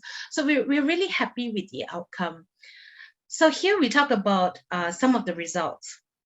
Some of the results that we gained through this process. One, we as managers, we were able to create a lot of e-learning platforms that house students and teachers, teacher leaders, and through the activities that were carried out, we were also able to collaborate and network with different groups of people and organizations, and that really helped us to achieve our goals and motivate our students to pursue their education, right? So we had increased teacher performances, we had increased student performances, we formed smart partnerships, and we even produced ebooks and resources. So I don't have much time, so I'm just going to quickly go through. So these are some examples of results in terms of teacher development, how we, through this DIVA platform, teachers were able to do things that they might not have done before, or they have done before, but through DIVA, they did it differently, right? So we gave teachers a lot of roles to play.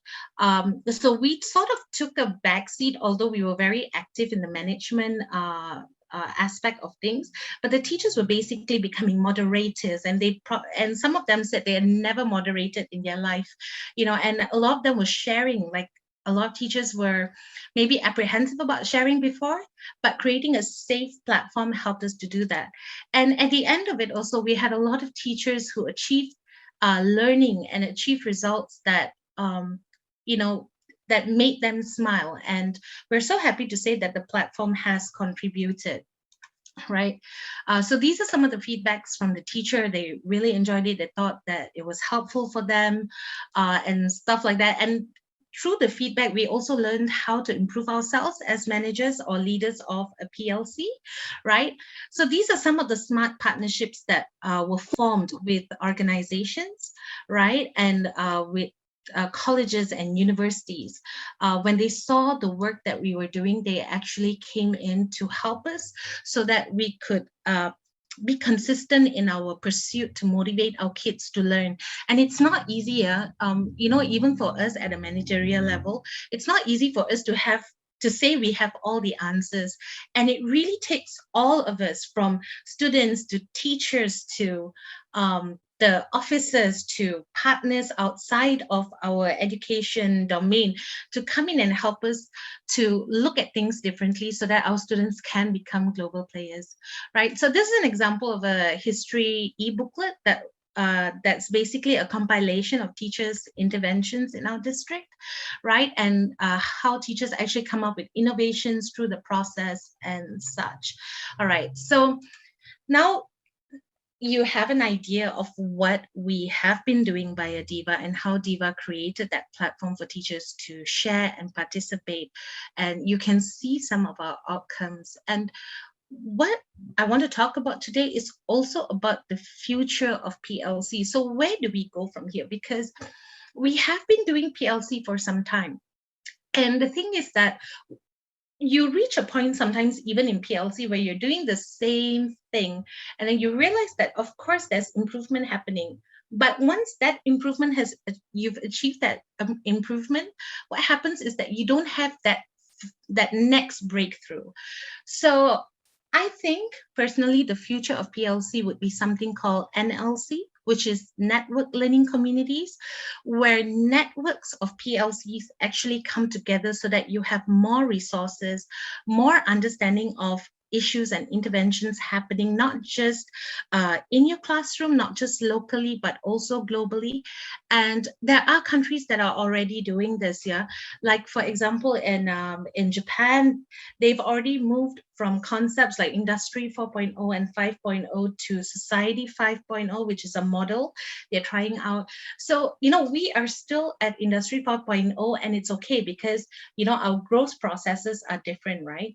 But it's good to see what's happening around in the world and how they have grown from PLC to NLC to something out of this world now.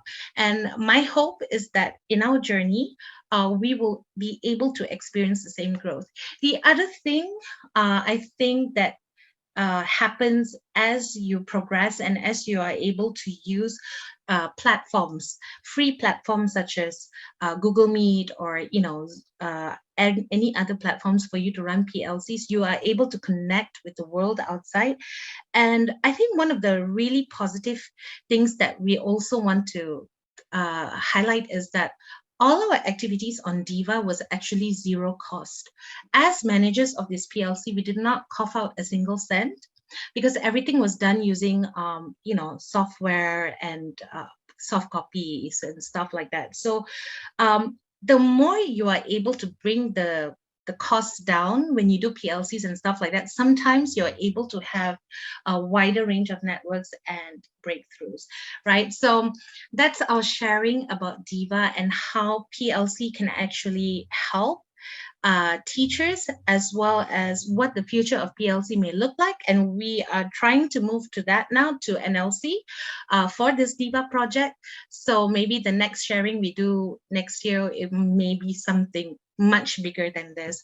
So for those of you who are here with us today, if you have never tried managing your own PLC, it's one thing to be part of a PLC, but if you haven't tried managing your own PLC, I hope you know that it's really easy. It can be done. You just need support and a plan. So if possible, try to do the activity in the Padlet, and I will be posting follow-up activities as well for those who are interested to pursue managing their own PLCs.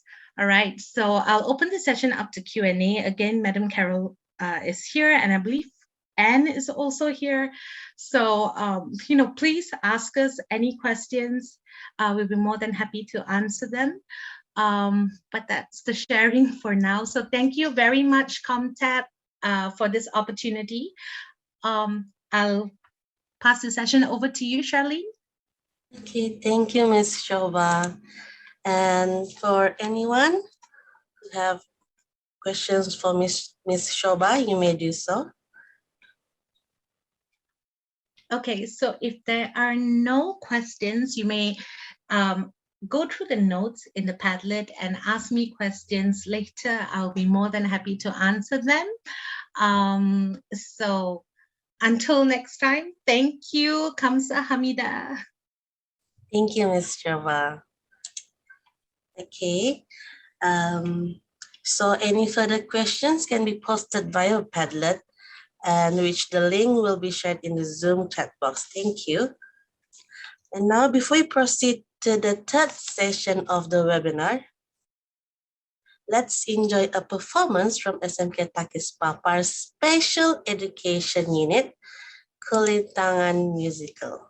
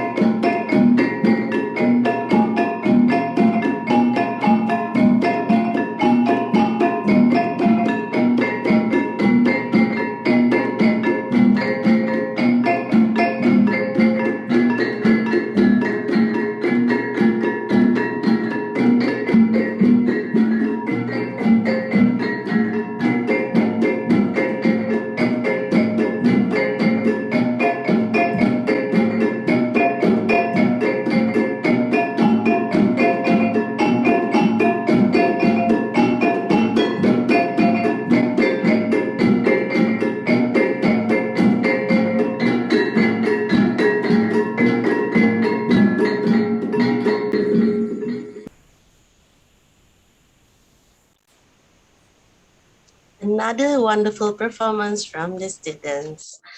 And now, let's continue with the third session.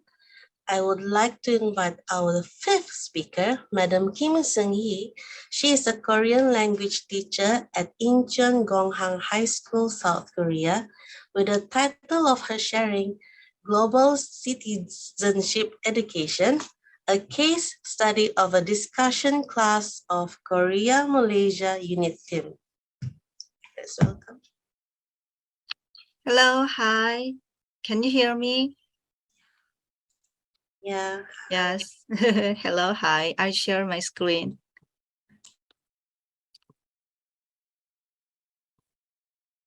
Is it okay? Yes, I started. Yes, hello everyone. Nice to meet you. I'm a Korean teacher, Miss Kim Seung-hee at Incheon Gonghang High School. I'm so happy to see you, lots of teachers from many countries. I'm going to talk about the global citizenship education in Korea these days.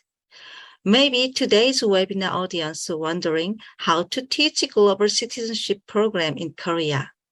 So I want to introduce my discussion program related to Korean and Malaysian students.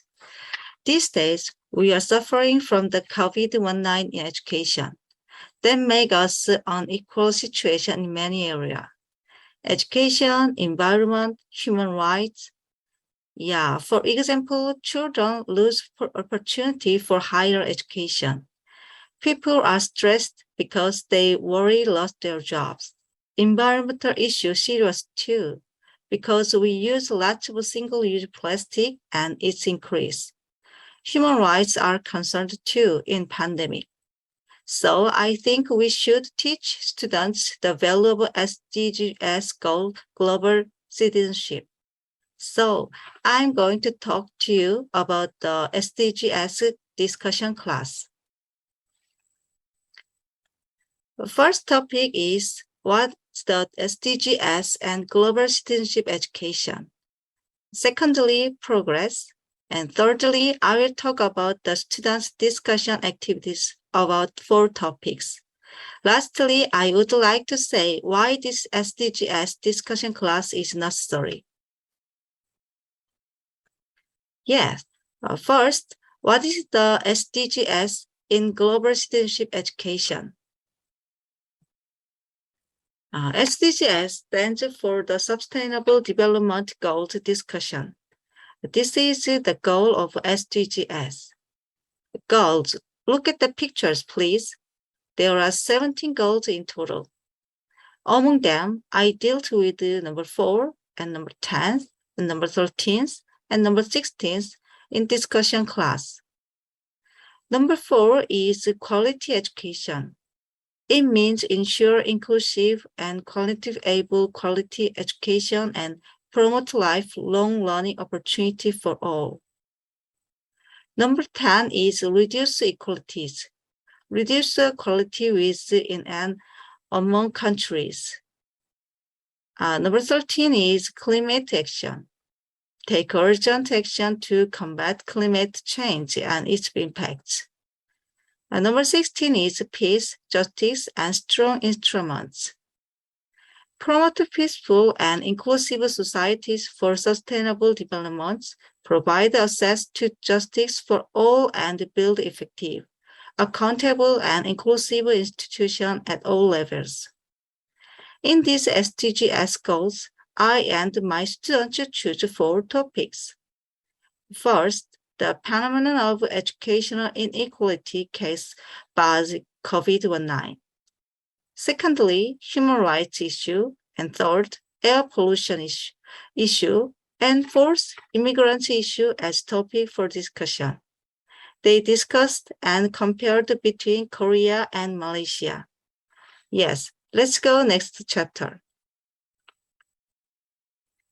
Chapter 2 is I will talk about progress. We conduct the class like this schedule from March to June. My students at Incheon Gonghang High School and my buddy school Yeongjong High School studies SDGs in March. In Korea, we call that program 꿈둘의 class, which combined multiple school students. For example, they studied academic papers on the wars between the Russia and Ukraine and oil issues and geographical political issues. In April, I met the SMK Takis Papar school students. Because I participate Komtep program, while doing the Komtep program, I knew the students who are interested in social issues, and SMK Takis Papar students want to take this class together. So I planned a discussion class for Korean and Malaysian unit team. What's the special about this is that I made Korean and Malaysian students mix and become a unity. Students from two countries are talking in English to discuss SDGs topics for 3 weeks. In discussion, the students from the unit team choose a topic and compare the situation in the two countries. For example, the SDGs human rights team is to investigate and compare the situation of human rights issue occurring in their countries. Okay, I will talk about it a little bit more in next chapter. My class order is as follows. Number 1, students learned about global citizenship education and SDGs. Number 2 is each student researched that they interesting and presentation it. Korean and Malaysian students made 4 teams. SDGs 4, number 4, and 10, and 13, number 16. Next step is Korean and Malaysian students choose a topic they were interested among SDGs goals. Number 4, Korean and Malaysian students will compare and investigate cases on the subject. Number 5, Korean and Malaysian students discuss the problem solution from various perspectives. For example, students who choose SDGs human rights, they compare Korean women's rights with Malaysian women's rights and discuss how to improve them. Specific example will be seen in the next chapter. Chapter 3, discussion. Yeah, look at the picture. Korean and the Malaysian students discuss more freely because they were online connect. Online class in the pandemic era have many disadvantages, but there are some good advantage in this online class. They can meet and they can discuss whenever they want to by online. On the left picture is a unit team with students from both countries. On the right picture is KakaoTalk, a kind of Korean messenger, and the students continue their discussions here after class. For about 3 weeks, discussions continued from time to time using KakaoTalk or email or chatting. They could share documents, materials more easily online. They could talk more easily because of the YouTube video. And students who have difficulty in English use Papago translation tools to talk. This whole process was a new experience for them and created a spirit of challenge. After discussion, the result of the 4 team students are as follows. I'll just read 1 point because of the time is limited. Number 1, the education inequality team pointed out problems with COVID-19, which is poor parents, different home environmental, and different standard of education environmental. Number 2, the human rights team compared the human rights issue of women and children. It presented the problems of school Me Too in Korea and Malaysia, and the early marriage of Malaysian women, especially children. The third team is talk about the climate change issue. During air pollution, we talk about haze in Malaysia and yellow dust in Korea. They compared that.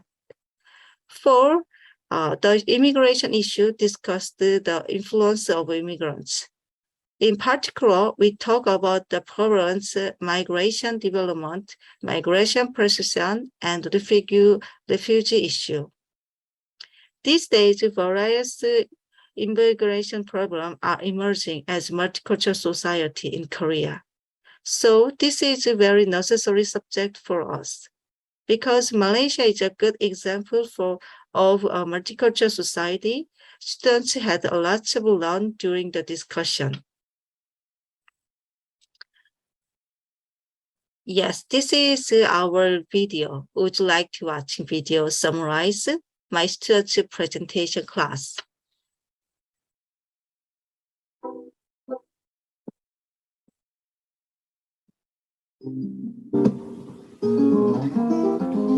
Say hello this way. Hi, hello. Hi, yes, waving your hands. Hi, yeah, yes.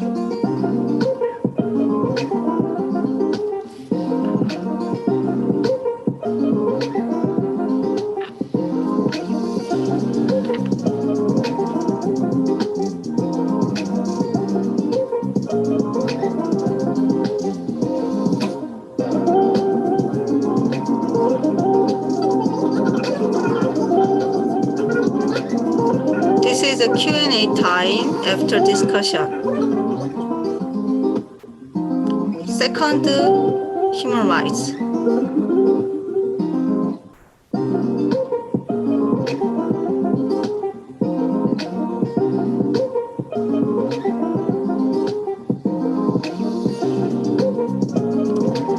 They searching many materials and deeply discussion about that topic. Third theme is climate change issue.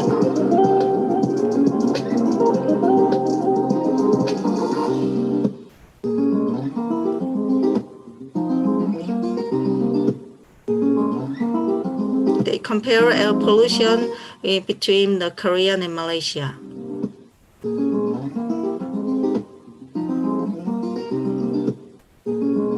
They suggest a kind of a solution. First theme is the immigration issue.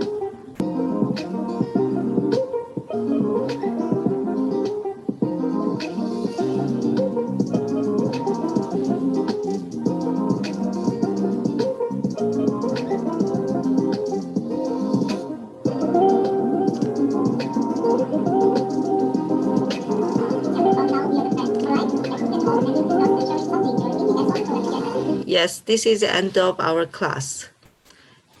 Okay, how about it? Did you enjoy the video? Okay, the next step. Finally, I would like to say why the advantage and the direction of development of why such program is necessary. Look at that, why we need SDGs discussion class. On the left is a parallel from my student's essay, and on the right one is the word crowd. The first, students say they learned the value of SDGs. Global studentship education is not easy to teach the real situation. This value cannot only be learned from books, but only from hands-on experience. The process of learning the value of SDGs through this discussion class is meaningful. And we can look at the social problems from a new perspective. Students realize the value of SDGs through discussion activities to explore, analyze, and find alternatives to various social problems. In particular, students said they could develop their social skills by talking to foreign students from different cultures and different languages. The students will live a wide world stage in the future.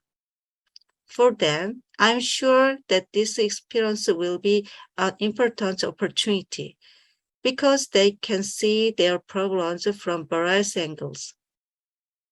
Look at the right picture, word crowd. The larger font size, the more students mentioned it. Internationally, students said they couldn't know SDGs and understand the right perspective and human rights. They think the students, SDG and international perspective, human rights, they think that is valuable things. Global citizenship education is not subject that show visible results and skills like a mathematics subject. It is much more important to give students a lot of things to think about through discussion class. This discussion class can strengthen students' global citizenship empowerment. In particular, I'm sure the discussion class issue of two countries with foreign students will greatly help expand their thinking skills. That's why I'm talking to you this one in webinar. Also, creating opportunities for students of different nationalities and religions and races to look at and understand each other. I'm sure that's the first step in the global citizenship education living together. For reference, this is a metaverse space that will be displayed international exchange activities between our school and SMK Takis Papa School. We will open it the Monday, the 18th July. These days, the metaverse exhibition method is popular in Korea. Yes, if you interested in my class discussion or the cooperation class, can come and see by clicking just the online link. I show short video video exhibition.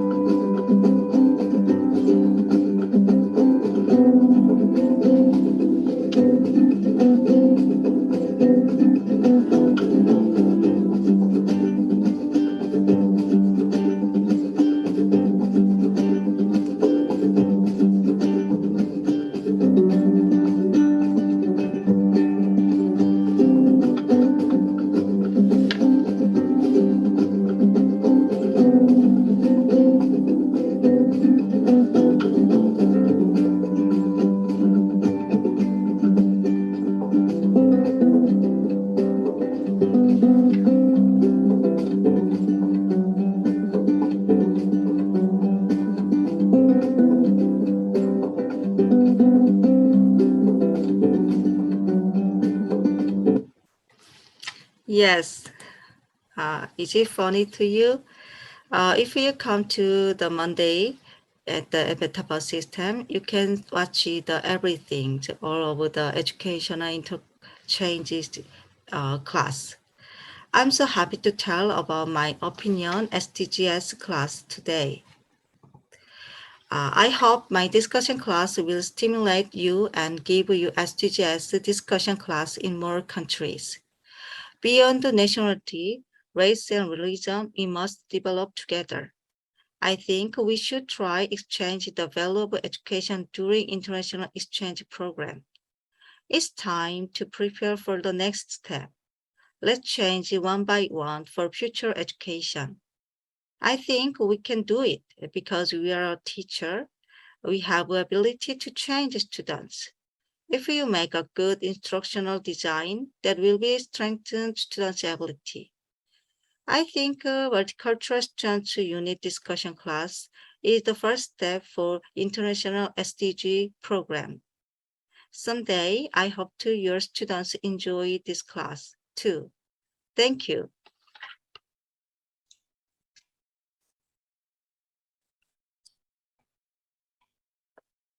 Thank you for the informative sharing. If you have any questions for Madam Kim, please join her discussion Padlet platform, and you may refer the link posted in the Zoom chat box. Thank you again, Madam Kim.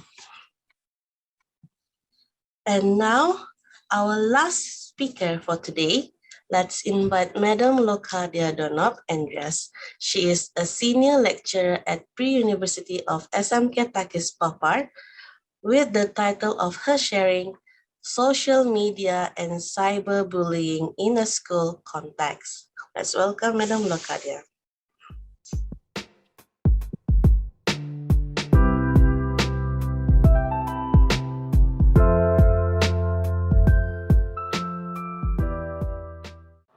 Hello, Assalamualaikum. Greetings to all. I'm so honored to be one of the panelists in this seminar. Before I get started, let me introduce myself. I'm Lokadia Donop Andreas. I teach pengajian AM, which is compulsory subject for pre-university student at SMK Takis. I'm graduated from University Kebangsaan Malaysia, UKM, and I have been teaching since 1993. It's 29 years and I have another 5 years in service, but this is my first involvement in an online seminar. As a pengajian teacher, I have to master current issues related to the syllabus of the subject that I teach. For today's webinar, I will be talking about an interesting current issue on social media and cyberbullying in a school context.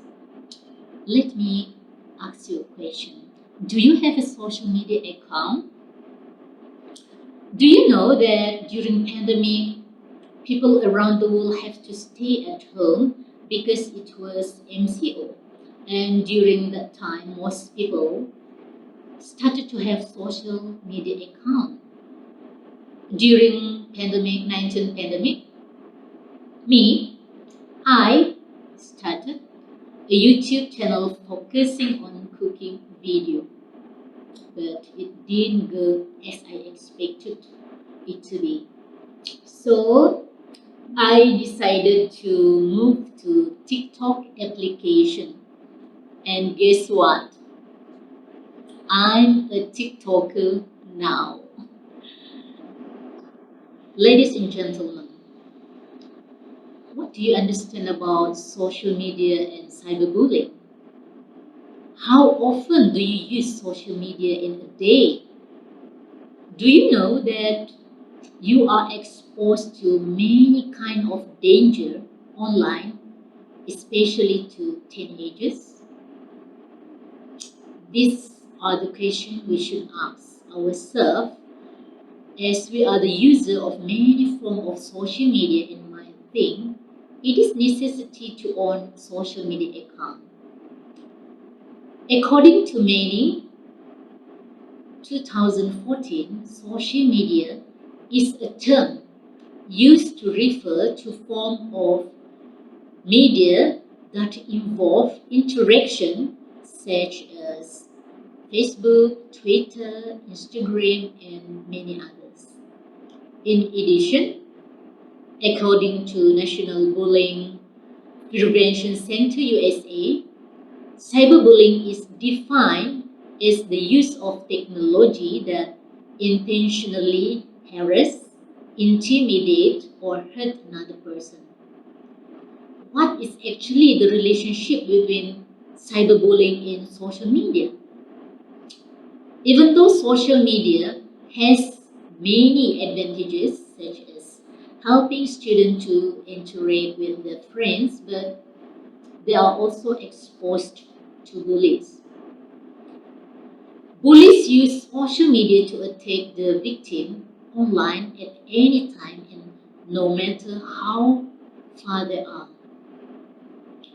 Today, in 20 minutes, I will be sharing about the factors affecting cyberbullying, the effect of cyberbullying, what can we do to prevent cyberbullying, and later, the challenges we face. Ladies and gentlemen, first, what are the factors of cyberbullying on social media?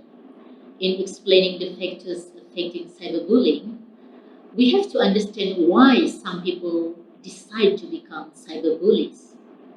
Well, the skill of becoming cyberbullies are not taught at school, but why some people become cyberbullies?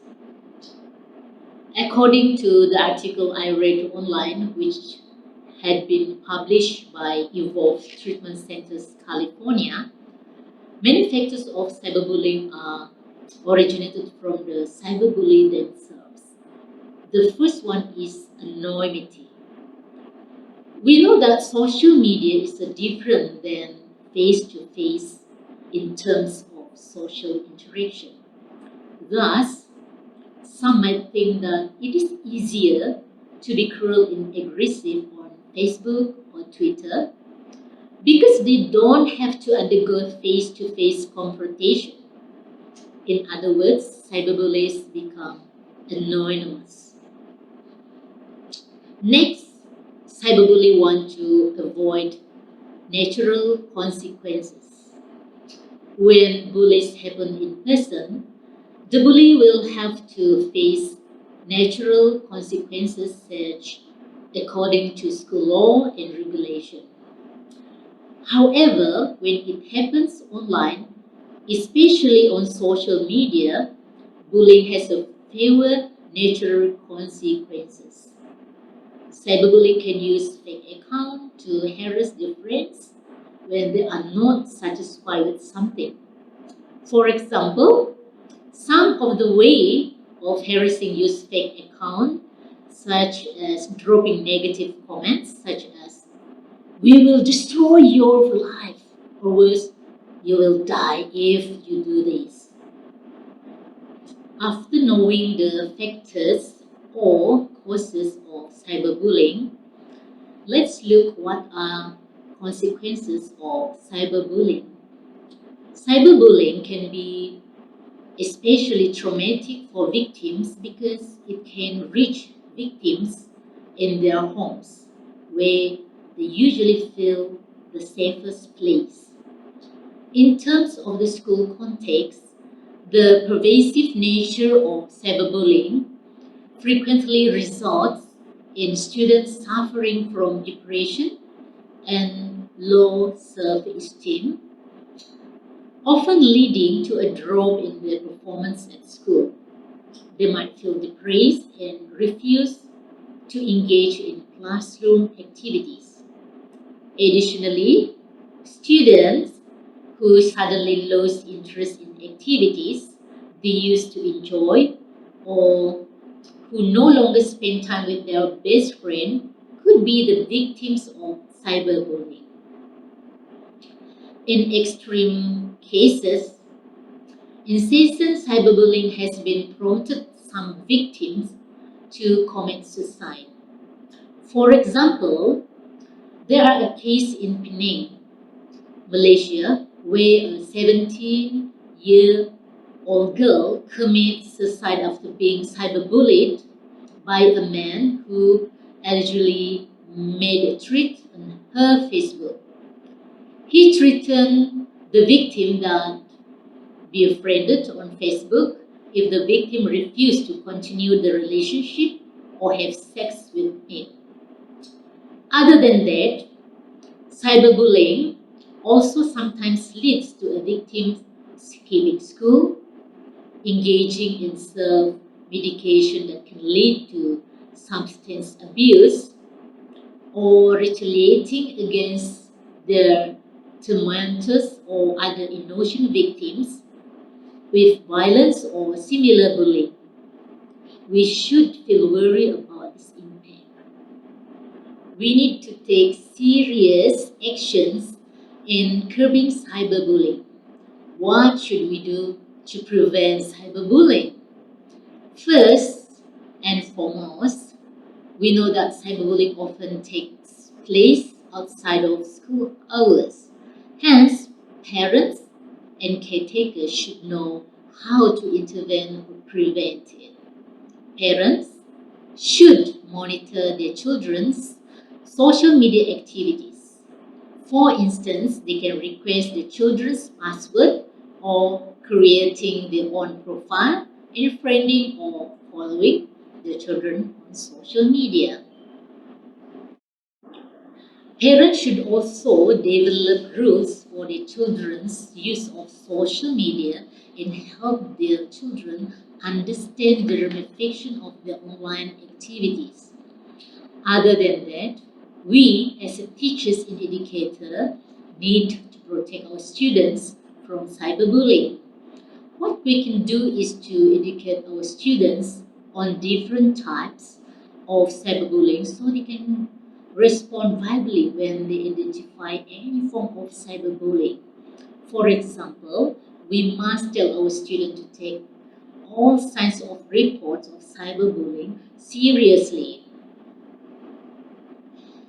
We should also tell our students that it is not their fault and that there is a way to combat harassment, trolling, and other bullying behaviors that happen on social media.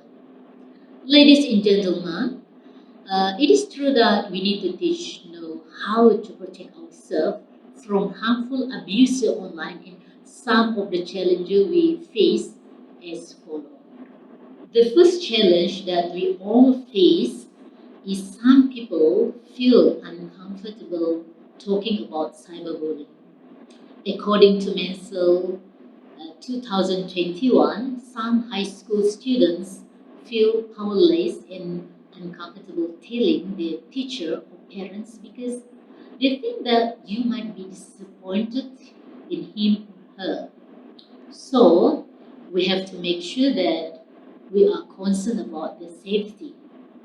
What we can do is to make sure we look our student in the eyes and tell him or her that nothing anyone else says or writes in message will decrease your love.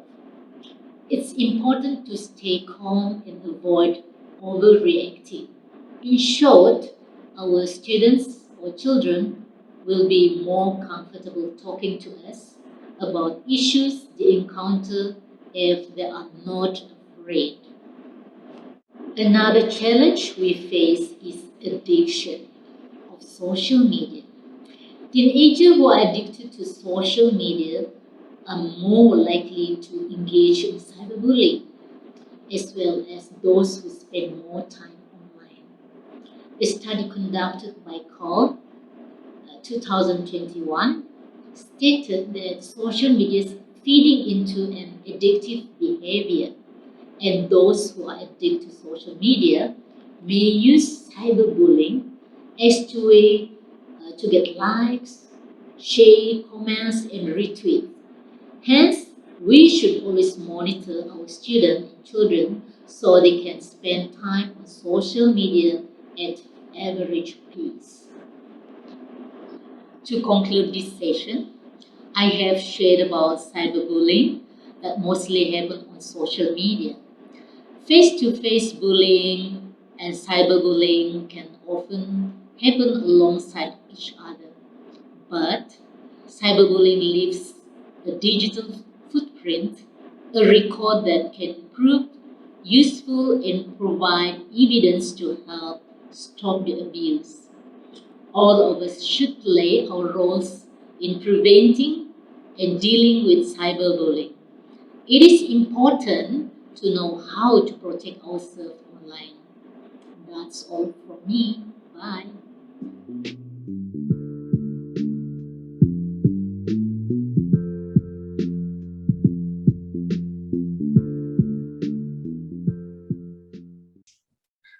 Thank you for the excellent sharing.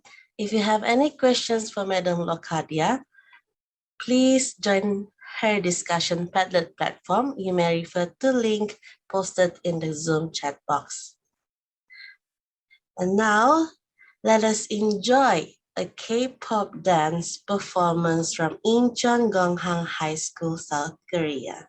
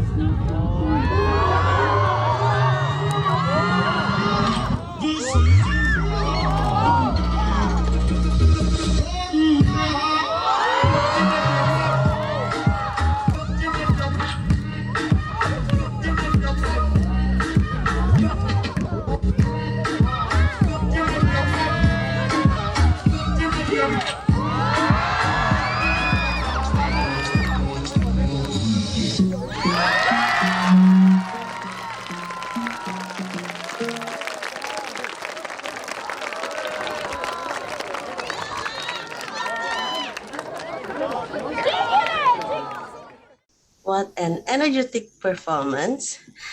And okay, a short announcement for everyone. You may scan the QR code for the Q&A session discussion via Padlet app for each speaker. And before we end our webinar, let's us enjoy a performance from music team of SMK Takis Papar, Malaysia. 안녕하세요. We are from SMK Takis. I hope you enjoy our performance today.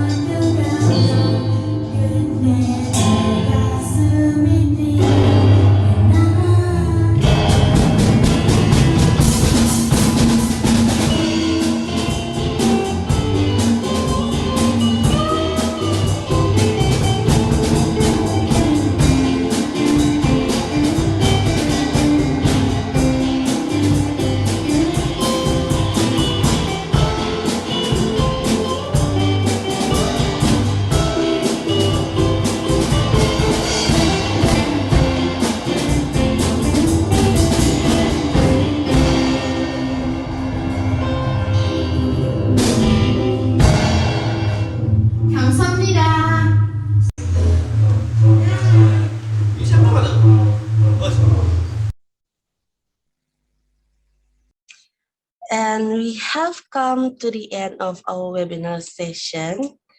And a recorded version of this webinar will be available soon and will be shared via email.